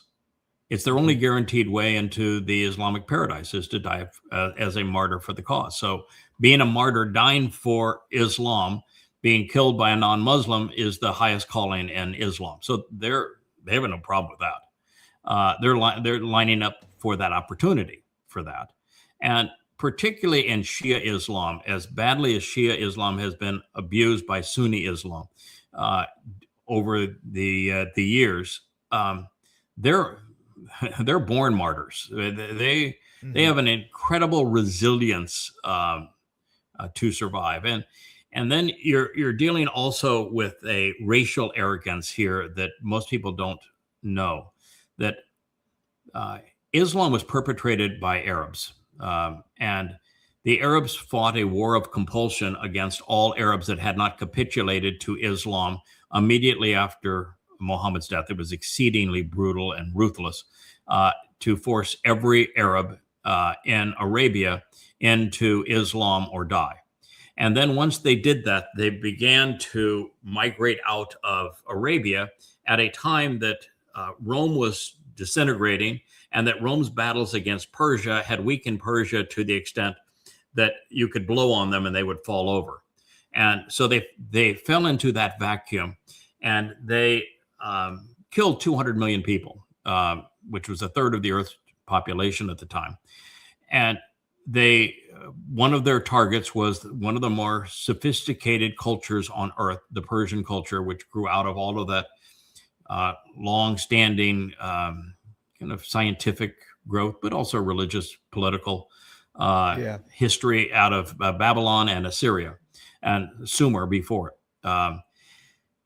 And so the Persians are actually bright people. They have quite a history of education and of achievement, and they're very different than Arabs, who do not. I mean, the average IQ of an Arab Muslim is about 70. And the average IQ, for example, of a Jew is 115. But the Persians are different. They are much brighter. It's why when I wrote Prophet of Doom, the highest readership was in Persia and Iran. So the Persians think they are superior to the other Muslims, and the Shias have a very different view of Muhammad and their holidays and their practice of Islam than do Sunni Muslims. And so you've got a lot going on there, and I don't think most people are aware of it. And the realization that by bombing Iran, what Trump did is he unified Iran. And you look at the protests now; they are, in the range of 50 to 1,000 times greater in favor of the government than were against the government. So regime change is not in the cards. That was the stated reason. No, not going to happen. So you don't think there's IRCG guys shaving their beards and running off to Afghanistan to flee the country? I saw a post about. No. There is a war right now going on between Afghanistan and Pakistan, and that is that's a civil war because the Taliban are Pakistanis. I mean, the Taliban was essentially the Marines of the Pakistani military, and so when we wanted to use the Taliban to fight a proxy war against the Soviet Union when they were in Afghanistan, when they controlled them, we had to go bribe the Pakistanis to use the Taliban to go kill Ruskies. And so we've always known that the Taliban is part of Pakistan, and now they're fighting against one another. Who's going to be the Muslim that's the top of the Muslims, the others? Yeah. There are some really sane voices in this world today. This particular channel is called World Events Pulse. He is a leader on that side. It's probably the fellow I listen to the most in terms of his assessments of geopolitical politics. He has been on the fact that America is destroying itself now for a long time, and he's very scholarly in his approach. It's just tremendous. You can see he's highlighted credibility there. And so he has known what America is doing. He's been anti-Trump. He's not a liberal. He's just pro-reason. And it's been very clear that America is destroying itself around the world, that the proxy war in Ukraine is an American project gone bad, and that our malfeasance in Venezuela was exceedingly stupid and caustic around the world, that America has destroyed itself economically. We can't afford our debt. We can't fund our debt. A ticking time bomb. And now this most recent blunder of the United States deciding Trump didn't even have congressional approval, which means he's acted in a way that's unconstitutional. It's treasonous to the U.S. Constitution. What he did. He has absolutely no right to declare war, and yet he did. And Republicans have no backbone, and so he's not being impeached, but he should be. But Niedermeyer is, I think, the gentleman's name, and he's just a steady, calm, exceedingly well-educated voice. I mean, I know a lot about the background of all of these events. I wouldn't want to have to tangle with him in terms of a debate. He's so well informed. The fact is, I don't often disagree with him. I mean, he's right. He's a reasoned voice, and he's a little less shrill than Jeffrey Sachs. I don't know if you know Jeffrey Sachs. He's the Columbia professor. I think this guy's a Chicago professor. Jeffrey Sachs, unfortunately, is pretty wrapped up in the anti-Semitism that is part of Columbia University in New York. And while he was the first person, after I learned, and I started on speaking against what the United States was doing with Ukraine against Russia, back with the International Monetary Fund challenge back in the day. So this goes back almost 18 years ago when I had the nationally syndicated radio show Shattering Myths, that I began to speak about what the United States was doing and what it was going to cost us ultimately in the Ukraine and against Russia. And he chimed in about 7-8 years later. And the first time I heard him, I said, "Oh my God, there's somebody else that gets this?" I thought I was the only one. Right. And I was just mesmerized that he could articulate all the things the United States had done to set up this war, this proxy war, using Ukrainians as cannon fodder. And he was just, it's just so articulate on it and so well informed. I thought, what a great presenter this guy is. And then he went nutsoid on Israel, but they all have. They've across the board. Netanyahu has been so belligerent and so abusive so over the top in what he did in Gaza. And, you know, I won't speak of Gaza without saying, well, Gaza was a consequence of what Muslims did on October 7th, but they went way too far. But because of that now, he has also become a terrible anti-Semite. So it's hard to recommend him anymore. But he went on, he had a post yesterday that was talking about how America has become the deadliest, most disingenuous, most destructive force on the planet today. And it's completely out of control. And America's demise is forthcoming because you just can't be this rogue. And he actually didn't blame Israel this time, although if he was asked a question, I'm sure he would have gotten to it. But you know, to a large degree, it's the thing. You know, everybody knows I'm going to lay down my life for Israel. I love Israel. I support Israel, but I do not support Netanyahu, and I do not support what Israel has done in Gaza. I spoke out against it before they invaded Gaza, and I said, this is going to turn the world against you. It's going to be suicidal. It'll be incredibly counterproductive. It's going to isolate you in the world so that you have no friends. And you can't survive in a world like that, particularly when you're surrounded by 2 billion Muslims that want to destroy you. And now Marxists that want to destroy you. You can't survive if you act this belligerently. And in fact, they turned the entire world. And now you can't find anyone that does social media, even the best educated, most articulate of them, that don't condemn Israel. Yeah, even today, Israel's back to bombing in Lebanon. Let's bomb Beirut. Yeah. You know, yes, oh my gosh. I get a couple rockets from Hezbollah come out, you know, because Hezbollah is tied to Iran's purse strings. But at the end of the day, hit those rockets. I mean, they had I forget what the town's name. They dropped leaflets saying that they wanted everyone in this major town in the border to leave in the morning 1,000 meters outside of town because they were going to level the place. And I was like, wow, unbelievable. No, it's a sure way to turn the world against you. And, you know, I have a friend here on the island we dearly love. We went out sailing. She was a charity thing where she rented an old wooden boat. It's actually a replica of a boat that sailed in the Great Lakes from the 18th century. But it was fun to go out on this boat. But when we mentioned the fact that, you know, in the first day, 100 little girls were killed in that school in the bombing. Of course, she blamed Israel as opposed to the United States actually did it. But, you know, saying, you know, what they did in Gaza, it's they have no concern for children or for life. And, you know, that is the message that Israel broadcast around the world.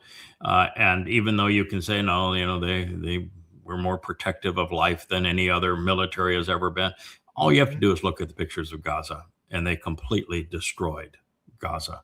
And they're even admitting that 70,000, 75,000 Gazans were killed to avenge the deaths of 1,200 Israelis.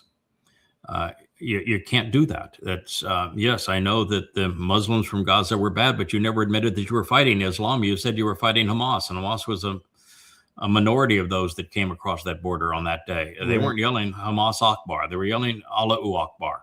They were killing for Allah. And the name of the plan was Al-Aqsa Flood. It was a purely Islamic plan, and Israel was baited into what they did. The entire purpose of that attack wasn't to occupy Israel. It wasn't to conquer Israel.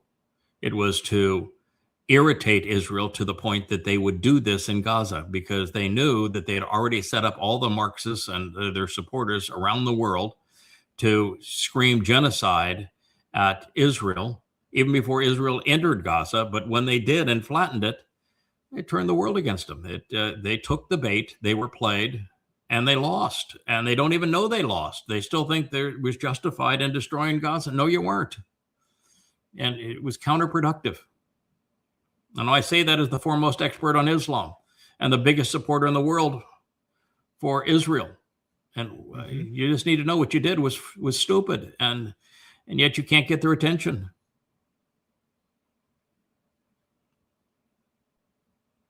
Need some Woody. Yeah, that was Woody Harrelson. Woody is not my favorite actor, but his friend is my favorite actor. And not that this is a news event, but he was introducing. I think the actor Harrison Ford's his name, but Harrison Ford won the Lifetime Achievement Award for actors in Hollywood.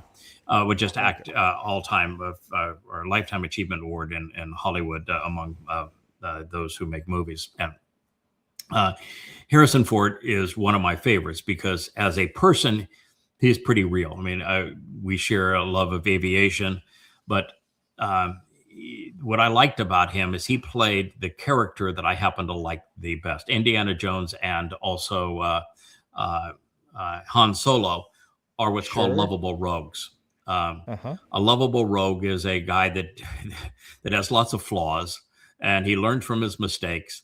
But in the end, he comes through, and he sees it through in the end, even though he gives up along the way and trips over his own tongue and his own feet. He's a Dodian character, like King Dode and Israel. He is, I would consider myself to be somewhat of a lovable rogue, at least for those people who love the cause that I fight for. We're a little rough around the edges, but we're genuine. We ultimately get the job done. I love that kind of character. That was Indiana Jones. That character. It was love. It was the character of Han Solo in the Star Wars series, and he played it in many other movies. He just brought that character to life, and I think it's a worthy character for us to know. We don't have to be perfect to make a difference. We have to be genuine. We have to have character. We have to stand up when it counts. We have to learn from our mistakes. That was the Harrison Ford character that almost no matter what movie he did, that was the character he played. And as a person, he's been really good about protecting his brand as well. Him and Kevin Costner are two that you really have a tough time finding something bad to say about them as people. They stay out of politics. They stay out of, you don't really know a lot about them. And so they maintain that likability, throughout all of their characters, where some actors will just, De Niro will just go right off the rails. Yeah, it'd be true up to a point. Now when we hear Harrison Ford has come out very strongly against Trump. He says, this is man that scares me to death. He is exceedingly dangerous. He is absolutely out of control. And he's right.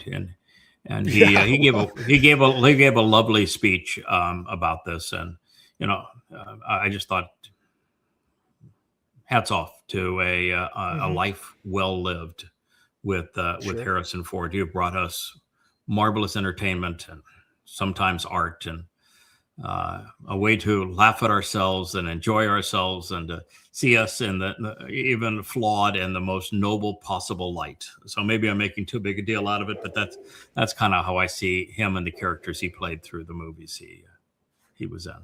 I'm with you.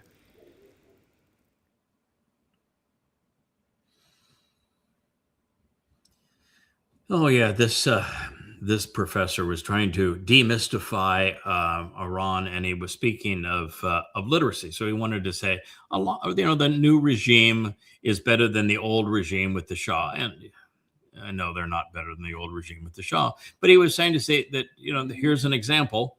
Literacy in Iran prior to the Ayatollah returning under the Shah, he claims was in the mid 30s, maybe high 30%.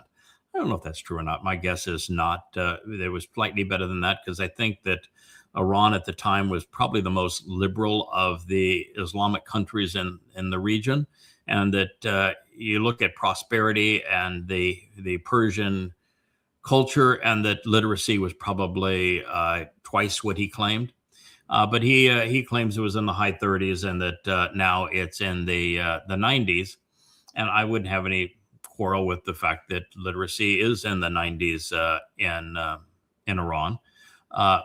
But, that was his justification that say, okay, we're not so bad. But my point was, then you brought the rebellion upon yourself because you cannot be an informed Muslim. If you are literate as a Muslim and you read that Quran, you will realize it's the worst book ever written. It is grossly immoral. It's grossly repetitive. It's grossly inaccurate. It is horribly plagiarized. It's the worst book ever written by any standard. Plagiarism, morality, historical insights and accuracy. It's a jumbled mess. It doesn't have chronology, and it's not even presented in context. There is no order to it. It is the product of an entirely chaotic mind, and the principal themes are death, torture, deprivation of rights. It's a horrible book, and so you're going to teach Muslims to read. You better, if you're a Muslim, you better be careful, because a thoughtful Muslim is a non-Muslim. Muslim, yeah. Yeah, communism does a really good job of making a literate society. And what was the joke? Castro's really good at making doctors, but no one's going to Cuba for their health services. Yes. So communism will create good doctors, but nobody's going to communist countries to get their health services done. Well, create lots of doctors, but not good doctors. Yeah. This is the same. This happens to be the speech that he gave. He was really articulate in that speech. It was very heartwarming. But same subject with Harrison Ford. It's just an individual that I have admired for his prior work. This is something that is perplexing to me. This particular influencer is saying that World War III update, prepare for the worst, Iran, that Russia and China are mobilizing. We heard a lot about that even before the war, that China and Russia were more into supporting Iran than they had been before, and that they were giving them air defense weapons and missile technology and a number of other things to make it more costly for America to intervene. And then they were sending an aircraft carrier there and ballistic submarines and the like. And it's just fascinating to me, because China gets 40% of its oil worldwide from Iran, and on very favorable prices. And Russia has trading, a significant amount of trade through Iran because of all the sanctions that have been put on them. And so Iran is really of essential, vital interest to both Russia and to China. It's to say that the Iranian relationship to Russia and China is far more important than Canada or Mexico are to the United States. Now, Can you imagine America's reaction if China and Russia decided to bomb Canada and do a decapitation strike and declare war on Canada or on Mexico? Well, that's the situation with China and Russia with Iran. In fact, it's far worse, because they are far more dependent upon Iran than the United States is on Mexico or on China. In fact, it may be Mexico and China combined would be near what the situation is with China and Russia vis-a-vis Iran. And having just a mess made of Venezuela, where China was heavily invested, was their largest customer on oil, and they had good relationships with Russia. And to have that go down so that America's intervention was blitzkrieg, kidnap the government, leave, and accomplish nothing, by the way. I mean, the existing government is the same government that was there before. America didn't do a thing in Venezuela except kidnap their leader. But nonetheless, to have that disrupted, and then to allow the United States to bang up and destroy Iran and not do anything is catastrophic for both those two countries. I mean, literally catastrophic. it puts both on an incredibly difficult footing. Because it shows with all of their other allies and trading partners that Russia and China aren't going to stand up for you. They will make no difference for you. They are not reliable friends. And it says that they'll be willing to take huge losses because they're essentially have no backbone and they're cowards on defending things that matter to them. So you're wondering what in the world's going on here. I don't know. I think that there as long as there's not a regime change, as long as there's not some sort of major change in Iran where it can be business as usual, hey, we can still get our oil from them. The second that because we know that the United States and Israel cannot put boots on the ground in Iran. And so at the end of the day, nothing is going to change for China or Russia as far as their strategic interest of oil and stuff, as long as Iran continues to have control over their population through this regime, or even the next regime that prop up. Yeah, the next regime isn't going to be the former Shah. Is the Shah's son? He's not coming back in. They're not going to a monarchy. It's not going to be a "we love Israel, we love America" regime in Iran. It's just not going to happen. And if anything, the U.S. has galvanized the Iranians to be anti-U.S. and anti-Israel. But so I would agree that they could set it out in the sense of their business partner will still be there to do business with them and will need them all the more after being bombed. If the bombing is going to be as they are forecasting it, that the United States has a week or two at most that they can play, and then they have to run away, and that Israel cannot prevail by itself and will have to sue for peace, and that gives them the opportunity for even more control.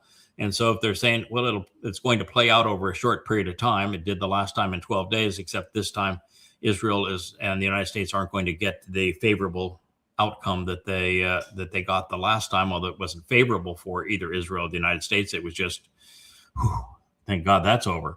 But this time it's not going to be that. So maybe that's it, that they just say that all that happens is the United States weakens itself and the like, but it's a bad taste. The air defense systems that they sent did not work. Whatever they gave Iran failed. And their rhetoric of this is going to be terrible consequences if you do this, they didn't do a thing.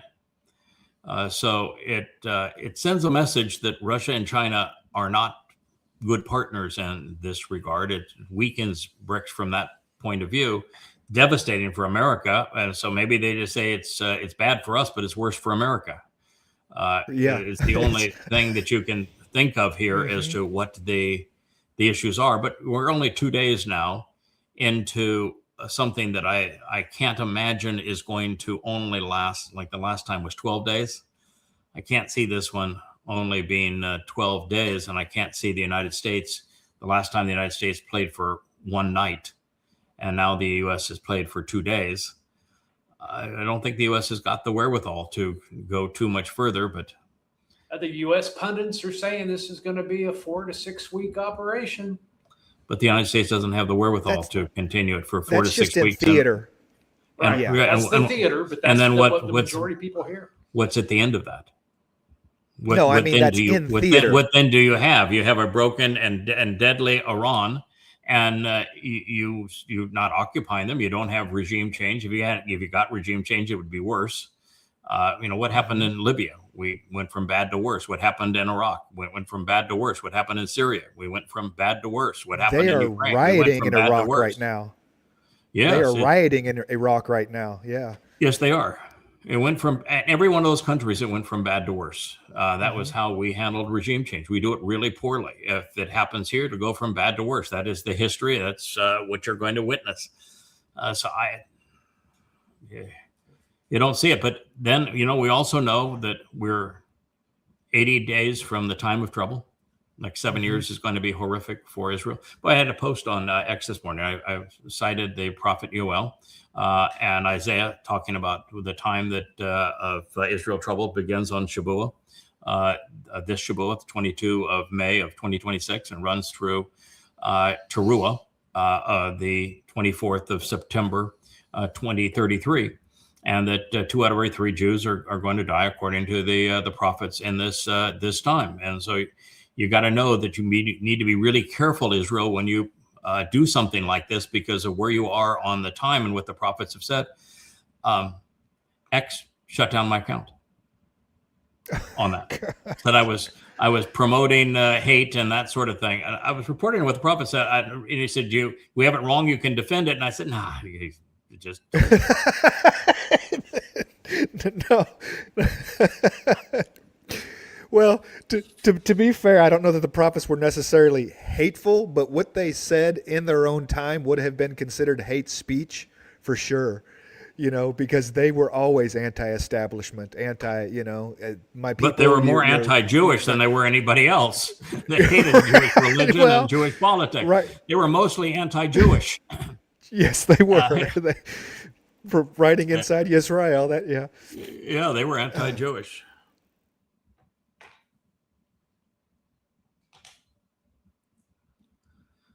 Truth is unwanted. Yeah. Oh, yeah. It says that humans crave honesty until it goes against their perceptions. And no, I don't think that's true. Actually, I actually am convinced that it's the opposite. I think humans want to be lied to. They feel comfortable being lied to. That's religion. Comfortable. Yeah. That's what they want. Religion is nothing but a lie. I mean, there was no Jesus. Hashem doesn't exist. Allah's not a God. Those 3 religions are nothing but a lie. The basis of MAGA is a complete lie. The basis of socialism is a complete lie. No, people want to be lied to. They're comfortable being lied to. They don't.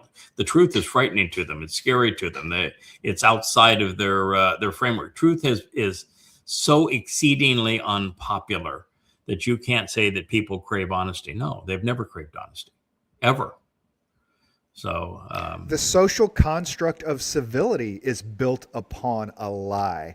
I mean, everyone wants you, as long as the lie is acceptable to the social structure of whatever it is, then we're all maintaining that. Yes, absolutely. Yes. I'm in a program that practices rigorous honesty, and I can tell you that alcoholics are not the most honest people in the world with themselves or with other people. So absolutely. Yeah, I posted as a great example here. There was a congresswoman that was eulogizing the 5 servicemen that have died in this war. And they said, first of all, they're heroes. And I said, no, they're not heroes. There is nothing heroic about them. And they weren't actually fighting themselves. They weren't defending anyone. No, they're not heroes. Don't label them what they are not. They're dead, but they're not heroes. Second was that they were fighting to defend America. No, they weren't. Iran wasn't attacking America. They weren't defending America. They were defending Donald Trump, perhaps from the Epstein files, but they sure as hell weren't defending America. Don't lie to people. And then it says that God bless them. No, leave God out of your political and religious delusions. He is anti-religious. He is anti-political, and he's opposed to your wars. So no, there's no God involved in this. There's no heroes here. There's no defending America here. What we have is 5 people that are dead because Trump's a jerk. But it makes us feel comfortable and cozy that we can all say the nice words and then move on with our lives. How dare you say that you don't want your comfort to their families and they gave their great sacrifice to your country? No, they didn't. They volunteered to be in the military. What a stupid decision. I mean, utterly stupid decision. And they were based someplace in a hellhole in the Islamic world, thinking they were defending America in an Islamic country. No, they're defending that Islamic country and defending the wealthy that make money on trading oil. Always follow the money. Yeah. Oh, that's what they're doing. Those things. those things work on a recruiting poster, and then after a serviceman is in the service for any amount of time, they come out of that realizing, man, I know it was in the GI Bill, whatever I VA benefits, whatever crap I can get out of it, and then gone, because they know they're not. Yeah, they know they're not serving any sort of American ideology anywhere they go. Yeah, a lot of them will try to fool themselves so they don't feel like their lives were so worthless. They want to paint themselves as heroes in my service to my country and all this. It's just total nonsense. It's there is nobody in the military that has defended American freedom ever, not ever. It has never occurred. They have fought for a lot of things, but defending freedom of America is not one of them ever. So it's all a lie we tell ourselves to feel good about ourselves and the sacrifice of so many people, but it just isn't true. It's when one of the great lies is the lie of patriotic service in one's military and defending freedom. When it's the least free institution in any country, you join the military, you have no freedom. They completely and totally control you, and the people that control you use you. Yeah, and they're paid. I mean, what happens when someone is paid to go kill someone else? What's the term for that? Mercenary. Yeah. Or assassin. Oh, join the Navy now. You can be a pirate. You can be a kidnapper. Absolutely. Go Navy. Just the plumbing doesn't work. Yeah. Leia has I guess an addition to her dote is they won. It's David. It's where Yawa wrote the lyrics in the 89th Mizmor, and she set them to music. It's actually a beautiful tune. You wanna play this? I can switch it over and we can listen to it. Sure. Give me just a second here. Oh, worded. There we go.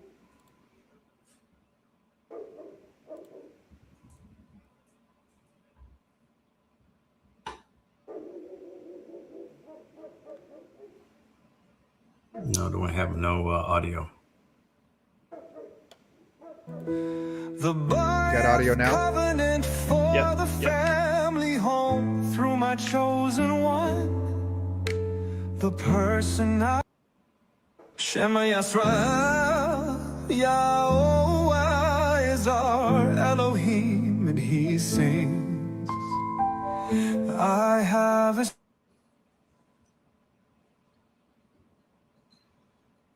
Lost the audio. No, we lost audio again. All right. Well, hopefully you have my mic is working. We lost audio again, so let's not try it again. One of the nice things about the music, go ahead and stop it, Kevin, if you could. Kevin, I don't think he can hear us. But the problem here is that the audio worked just briefly, and then the moment you slid away, the audio went away. Fortunately, on all of these music videos, if you go to yadayah.com and you click on the header music, it doesn't have all of the most recent ones. She has written so many here in the last few weeks, but there are many. Yeah. We have a terrible echo now. So you can go to yadayah.com and you can play any one of these music videos. But certainly encourage people to do so. And you can go to any one of the YouTube channels as well, and also listen to them. And this just happens to be a good one. We're nearing a couple of hours there. Kevin will go to another. It doesn't have to be this one. Did you ever see the movie Trading Places? Oh yeah. Dan Aykroyd and who is the Eddie Murphy. Eddie Murphy. Dan Aykroyd and Eddie Murphy. It's about two commodity traders that have a bet that they could pull somebody off the street that could do the job of commodity trading, and they get Eddie Murphy, and he is put against Dan Aykroyd, and ultimately they are in on the scheme, and they turn the scheme so that they end up making a fortune. And it makes a fool of the old curmudgeon and racist commodity traders. I think it's one of the funny movies ever, and it has a scene Feeling Good. It's on the beach, and you've got one of the two characters on the beach, the other one's on a sailboat, and you see that beach right there. That's Carambola Beach. That is the beach where that was the final scene in Trading Places was filmed. Feeling Good, Billy Ray, Looking Good, Elliot. That is where it was filmed. It happens to be a beautiful location. It used to be a rock resort. Rockefeller gave it up a long time ago, and it's gone through a number of owners and a number of fraudulent transactions along the way. But there is rumor now that a major hotel is in the picture and wants to buy it and restore it. And if they do, would be a really treasured. You book through Marriott now. Oh yeah, it'd be a real treasured experience if it is upgraded to what it was a long time ago. I don't know if you ever stayed in one of the rock resorts. I've been to most all of them. Mauna Kea was my first. I loved Mauna Kea. Very simplistic in its view, austere, but it had an elegance all its own because of that. And then there was Little Dick's on Virgin Gorda, which is still gorgeous. Then Keneal Bay was on St. John. It got destroyed in the last hurricane, but I've been there a number of times. I thought the rock resorts, because they are austere. It's very simple living, but in elegant situations, and it would be nice to have that one back. I'll come visit in 7 years. The place will be nice. The place will be nice. I would encourage you to do so. I've taken Rich there now a couple of times, where there's a restaurant called Ama that's just up from there. It's one of our favorite restaurants on the island. And when we're there, we often drive to the resort and take a walk down there on the beach and check it out, because it's just such a lovely place. This can be our last post. The Pentagon reported to Congress that there was no sign that Iran was going to attack the U.S. first. What that means is that Trump should be impeached. The U.S. Constitution is quite clear. He does not have the authority to declare war. He does not have the authority to invade or bomb another country. He only can respond immediately if an attack is imminent or has taken place. And even when George Bush, who I knew quite well personally, didn't like him very much, but knew him quite well,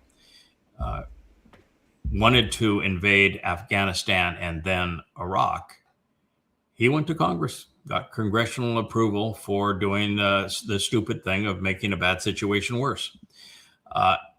And here, Trump didn't even bother. He knows what the Constitution says, that he does not have the right to do that. And yet he did it anyway.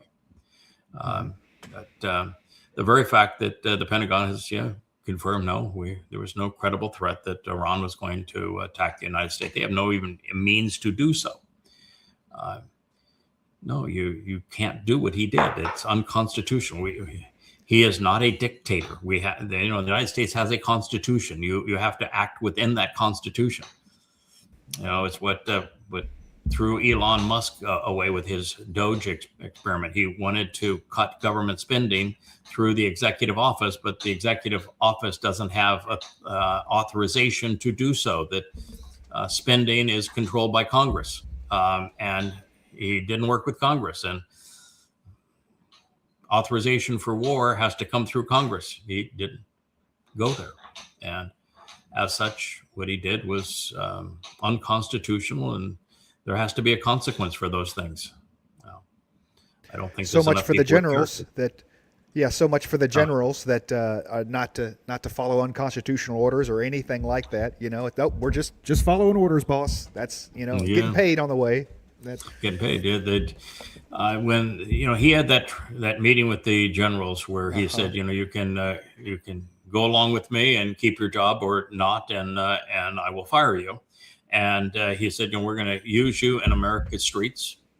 I'm going to deploy you against enemies in America, which he defined as Democrats. And here's an unconstitutional war, and they went at it. What I said at the time When that meeting took place, I said, I'd be surprised if 10% of them resigned. There was 800 there. That would have been 80 of them. There were 4. 4. Half of 1%. Not good. 4. And what I said, that the reason I thought so few would resign is that being a general is really a cushy life. I mean, you get a butler, you get a driver, a chauffeur, you get, you fly around in G5s. You have luxury housing provided by the government. You've got all manner of staff that support your every need. You get paid a lot. And if you get up in the rank of past brigadier general, and particularly if you become a 4-star, the retirement package not only is a big retirement package from the military, but they're paid millions to lobby on behalf of companies that make weapons to get defense appropriations. It's a big gravy train. And so they don't want to give up the Raytheon, Boeing. Yeah. They don't want to give up the gravy train. That's exactly right.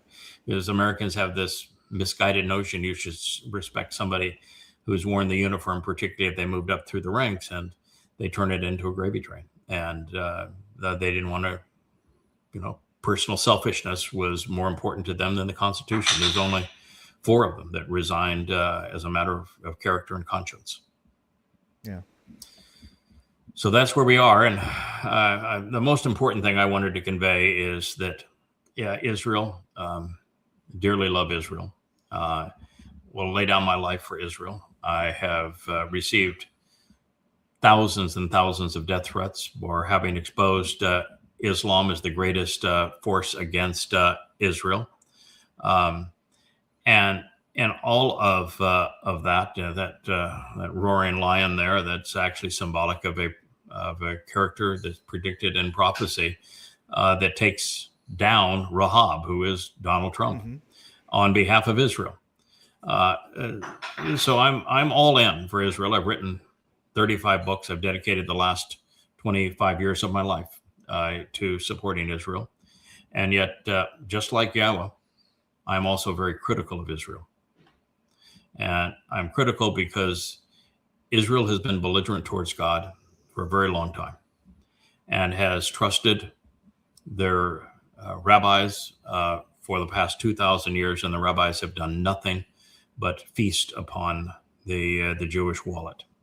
And they are exceedingly counterproductive. They created Christianity, they created Islam, they manufactured Israel's external enemies, and they have manufactured Israel's most vicious internal enemy, the religion of Judaism itself, equating Judaism with being a Jew. It's devastating. And then you have Jews being the most aggressive Marxists and socialists in the world. And in Israel, it's a house divided with 20% on either side of that coin, and it's not sustainable. And when you see these two opposing forces, both of which are completely wrong, and then you have this leader in the middle of it that is so afraid that he's going to be convicted of all manner of fraud, Netanyahu, who is put Israel in an impossible position. I mean, his response to his own negligence on October 7th was to destroy Gaza in a never-ending war, and it's still not over. And he's isolated Israel from the world based upon the destruction of Gaza. It was foolish. October 11th should never have happened. There was no reason, with everything that was known about what was going to happen, for that to have even occurred. And once it did, it should have been nipped in the bud in 30 minutes, not 12 hours later. No one should have been hauled back to Gaza. It should have been impossible. That second wave should not have been able to enter. The third wave should not have been able to enter. The majority of the combatants should not have been walking in tinny rompers. It just should not have occurred. And then for the leader of the country that allowed it to occur to still be there and devastated, destroyed Gaza, turning the world against Israel, putting Israel in a position where it only has one ally, and that ally is Rahab, the satanically inspired great betrayer of Israel.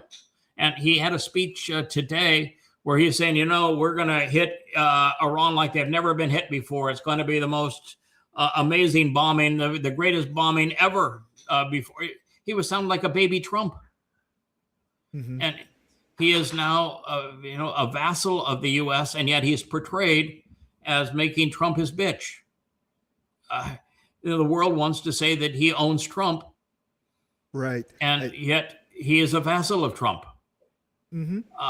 It's so repulsive what he has done, and how he keeps his position of power because of the blood-sucking parasitic rabbis.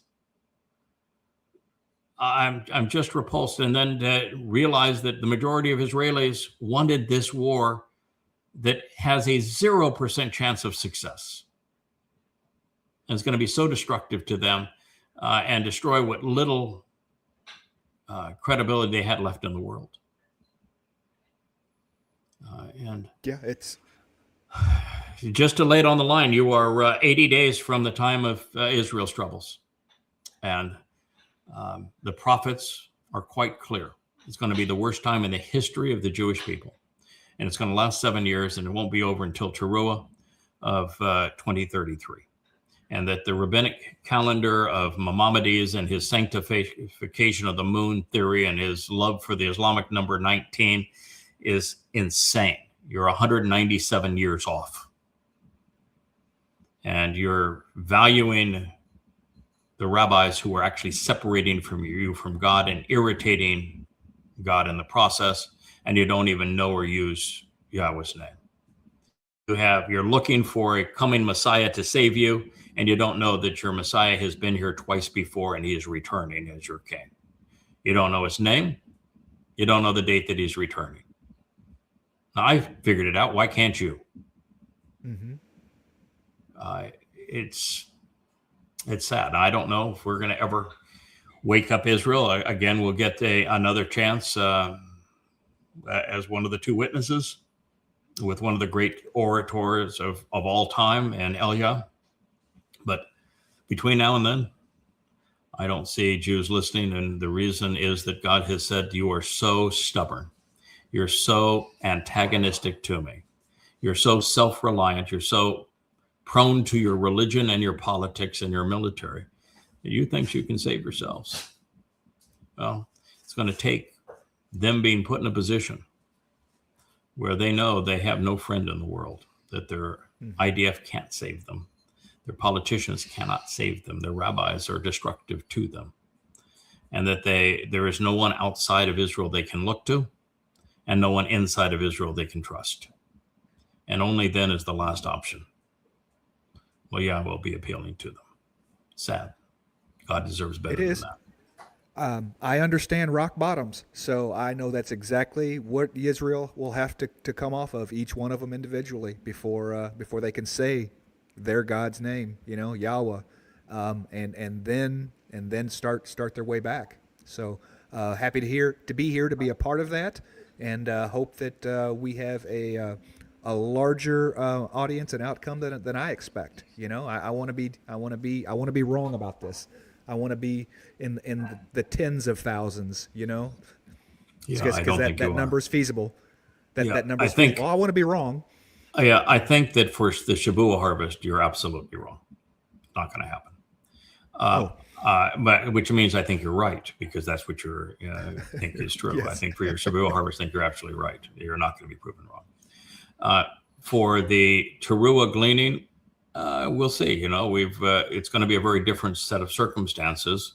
Speaking from the Temple Mount and not needing any social media, because our message will be beamed to everybody around the world, and we'll have supernatural support. So it's a different circumstance. And when God brings the remnant that are dispersed around the world into Jerusalem for the express purpose of having them benefit from the sacrifice of the Adam of Parah on Teruah in 2033, that's his doing. And it's every Jew in the world can qualify, so long as they're not overtly religious or tragically political or conspiratorial or anti-Semitic or any of those kinds of things. If they're workable, they'll be given a chance. And I think that could be in the tens of thousands. Absolutely. Could be in the tens of thousands. However, the more I'm exposed to people, the more I'm exposed to Yahweh, the more I've come to recognize that Yahweh doesn't want a crowd. That idea, I hope there'd be tens of thousands, is alien to his mindset. Mm-hmm.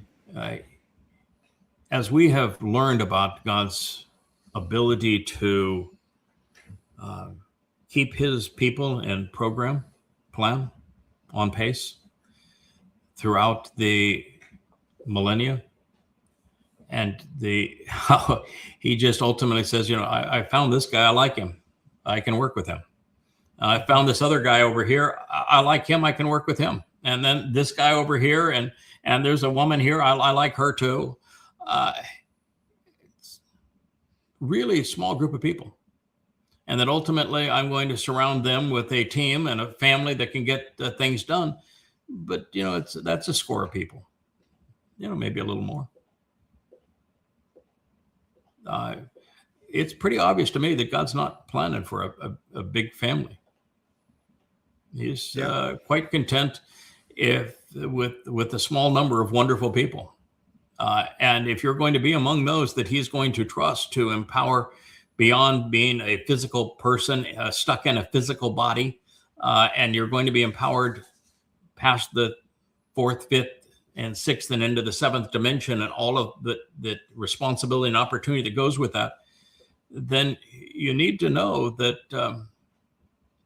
God's going to have to trust you with that. And for him to trust you, you're going to have to get to know who he is. You have to show him that you're observant. You're paying attention to what's going on. And 99.9999999% of the world is not. You have to show him that you're willing to pay attention to his conditions for his covenant, which means you can't be religious or political. And 99% of the world is either political or religious. You can't be either of those. You can't be conspiratorial. If you have any affinity for any one of those three things, no, you're not acceptable. Then you have to show that you're responsive. It's not enough just to not be associated with religion and politics or conspiracy. You have to show that you can respond, and you will respond to God in an intelligent way based upon what he's offering and what he's communicated, such that you're making a contribution to his family and to the world and others around you. If you're not engaged working for him, you're not wanted. Mm-hmm. And then you have to prove that you're reliable, that you're dependable, that you're like remember when I said I like the character that Harrison Ford plays with Indiana Jones and Han Solo and the others, where he's the lovable rogue that is everything is wrong. He had one where he's a pilot, kind of a seaplane pilot in the South Pacific, and the plane crashes. Yes. Yeah, one of the really cute with Anne movies. Hesh. Yeah, he's a lovable rogue in that one. Uh-huh. The guy that just does everything wrong, but in the end he finds character and backbone and becomes a major contributor. That's what God's looking for. He doesn't want perfection. He's looking for somebody that makes mistakes and learns from them. Somebody who trips and falls and gets up and shows they can get going again. Somebody that's Indiana Jones didn't give up on his ark. He didn't know where to look for it. It happens to be in Jerusalem even now, but it's still that the story is sound. Look at the way that the character in Star Wars is played. He was just a rogue, but then became a lovable rogue because he developed a spine. He showed character. He was willing to put it all on the line for what was right. That's what God's looking for, not to fight for Star Wars or to look for the Ark of the Covenant, but that kind of personality attracts him. That's the personality of Dode. Dode made a lot of mistakes. He fell, and he finally learned from them. Now he needed an intervention to come along to that point, but so do many of us need a little help when we get down, and we need somebody to help point us in the right direction again. And we did that for Dode, and the result is that he did finish the job. That's what God's looking for. And there's just not enough Jews at this point to say that there's going to be a crowd. They're too afraid to say Yahweh's name. They're way too prone to support their IDF or their favorite politician or their rabbi. And that's all got to go by the wayside. And it's not just enough to get rid of the wrong. They have to then learn what's right and embrace it and act upon it and then show themselves worthy. During the return to Sukkah, the 1,000 years of nurturing in the garden, when God brings us back to the conditions of the garden, that's enough time to teach, model character, the value of learning, the skill set of making intelligent decisions, knowing how to be observant, how to be thoughtful. I got a lovely letter from Mariah, one of our favorite, talking about how she appreciated this whole lesson on how to think, how to evaluate evidence and to deduce intelligent conclusions and to keep learning and all of that. We're going to have 1,000 years to model that. And so I think that God can create as many people that will be part of his covenant family going forward as he wants in that 1,000 years with us serving as effective mentors. But between now and then, going to be sparse. How popular was God during the Exodus? How many of those original characters made it into the promised land? Two. It started with 600,000. It was 2, right? Right. Yeah. So, God's not ever been popular, even among his own people, even in their presence. Why would you think that'd be different now? Right. Having learned all the ways that God causes what he wants to happen, stay on pace while not infringing on free will and not imposing himself overtly in the process, I've just become a lot more relaxed about the whole thing. We'll stick with the job. We'll do what we can to prepare people that are willing to listen and help those who are already part of the covenant family grow in their responsibility. But we're not going to lose sleep over it. We're going to do the job the best we can and know that we have been in this position before and we came through. We delivered what was possible to deliver. And, there was a period of time where that God spoke directly to the children of Israel and they told him to go away, to shut up, and they never wanted to see him again. Now he's considerably brighter than you and me and more articulate, right? More imposing, has a much better resume than you and I do. And yet his own people in his presence told him to shut up and go away. They never wanted to hear from him or see him again. Why would you expect that we're going to have a better result than that? Sure. Absolutely. I don't think we could. I don't think we're going to. Yeah. I see this as the third quarter. We're going to finish this third quarter strong and then come back for a grand finale of fourth quarter where everything works out, so. Yeah, we're third quarter in the sense that we are nearing the fourth of 7 Moed Mikre, and then Teruah, the last 3.5 years of the time of Israel's troubles, where we create a sanctuary around Jerusalem, where we calm the situation as much as is possible around Jerusalem, where everything else is chaotic, is that fourth quarter push.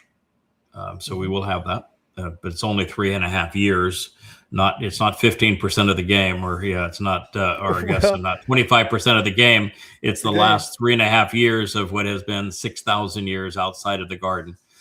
So that's a tiny. You could call it the 2-minute drill if you want to, but it's at the end of the day, it's the end of it, right? It's the 1 second. It's the last shot in the final 1 second of that amount of 3.5 years of 6,000. You're on the last second. You looked up at the scoreboard. You've got one last shot. And it'll be a swish. We'll make the shot. Mm-hmm. We will prevail, and the earth will be restored. And it's not of our own. By that point, God's pretty active, and orchestrating these events. And He's already written the plan. We've shared the plan. We know exactly what's going to happen. We've told people what's going to happen. If you want to read about it, you can go to Time of Trouble, Volume 9 of the Yada Yawa series from yadayada.com is what I would encourage you to do. And there it is. That's Sirah, Time of Trouble. And read it, and you'll know what we know about what's going to happen. Well, thank you, Kevin. I appreciate you doing this. Thank you, Rich, for bringing us all together and chiming in. We'll try to do another program maybe late today. We'll see how that all works out for us. But thank you for being willing to do this, Kevin. I know this is not the easiest program, but I just got to sit here and scroll. Well, and comment and deal with me, and that's sometimes a handful. Yeah, I'm not sure that I've earned the lovable part of the rogue yet, but we're working on it. We're all works in progress. Mm-hmm.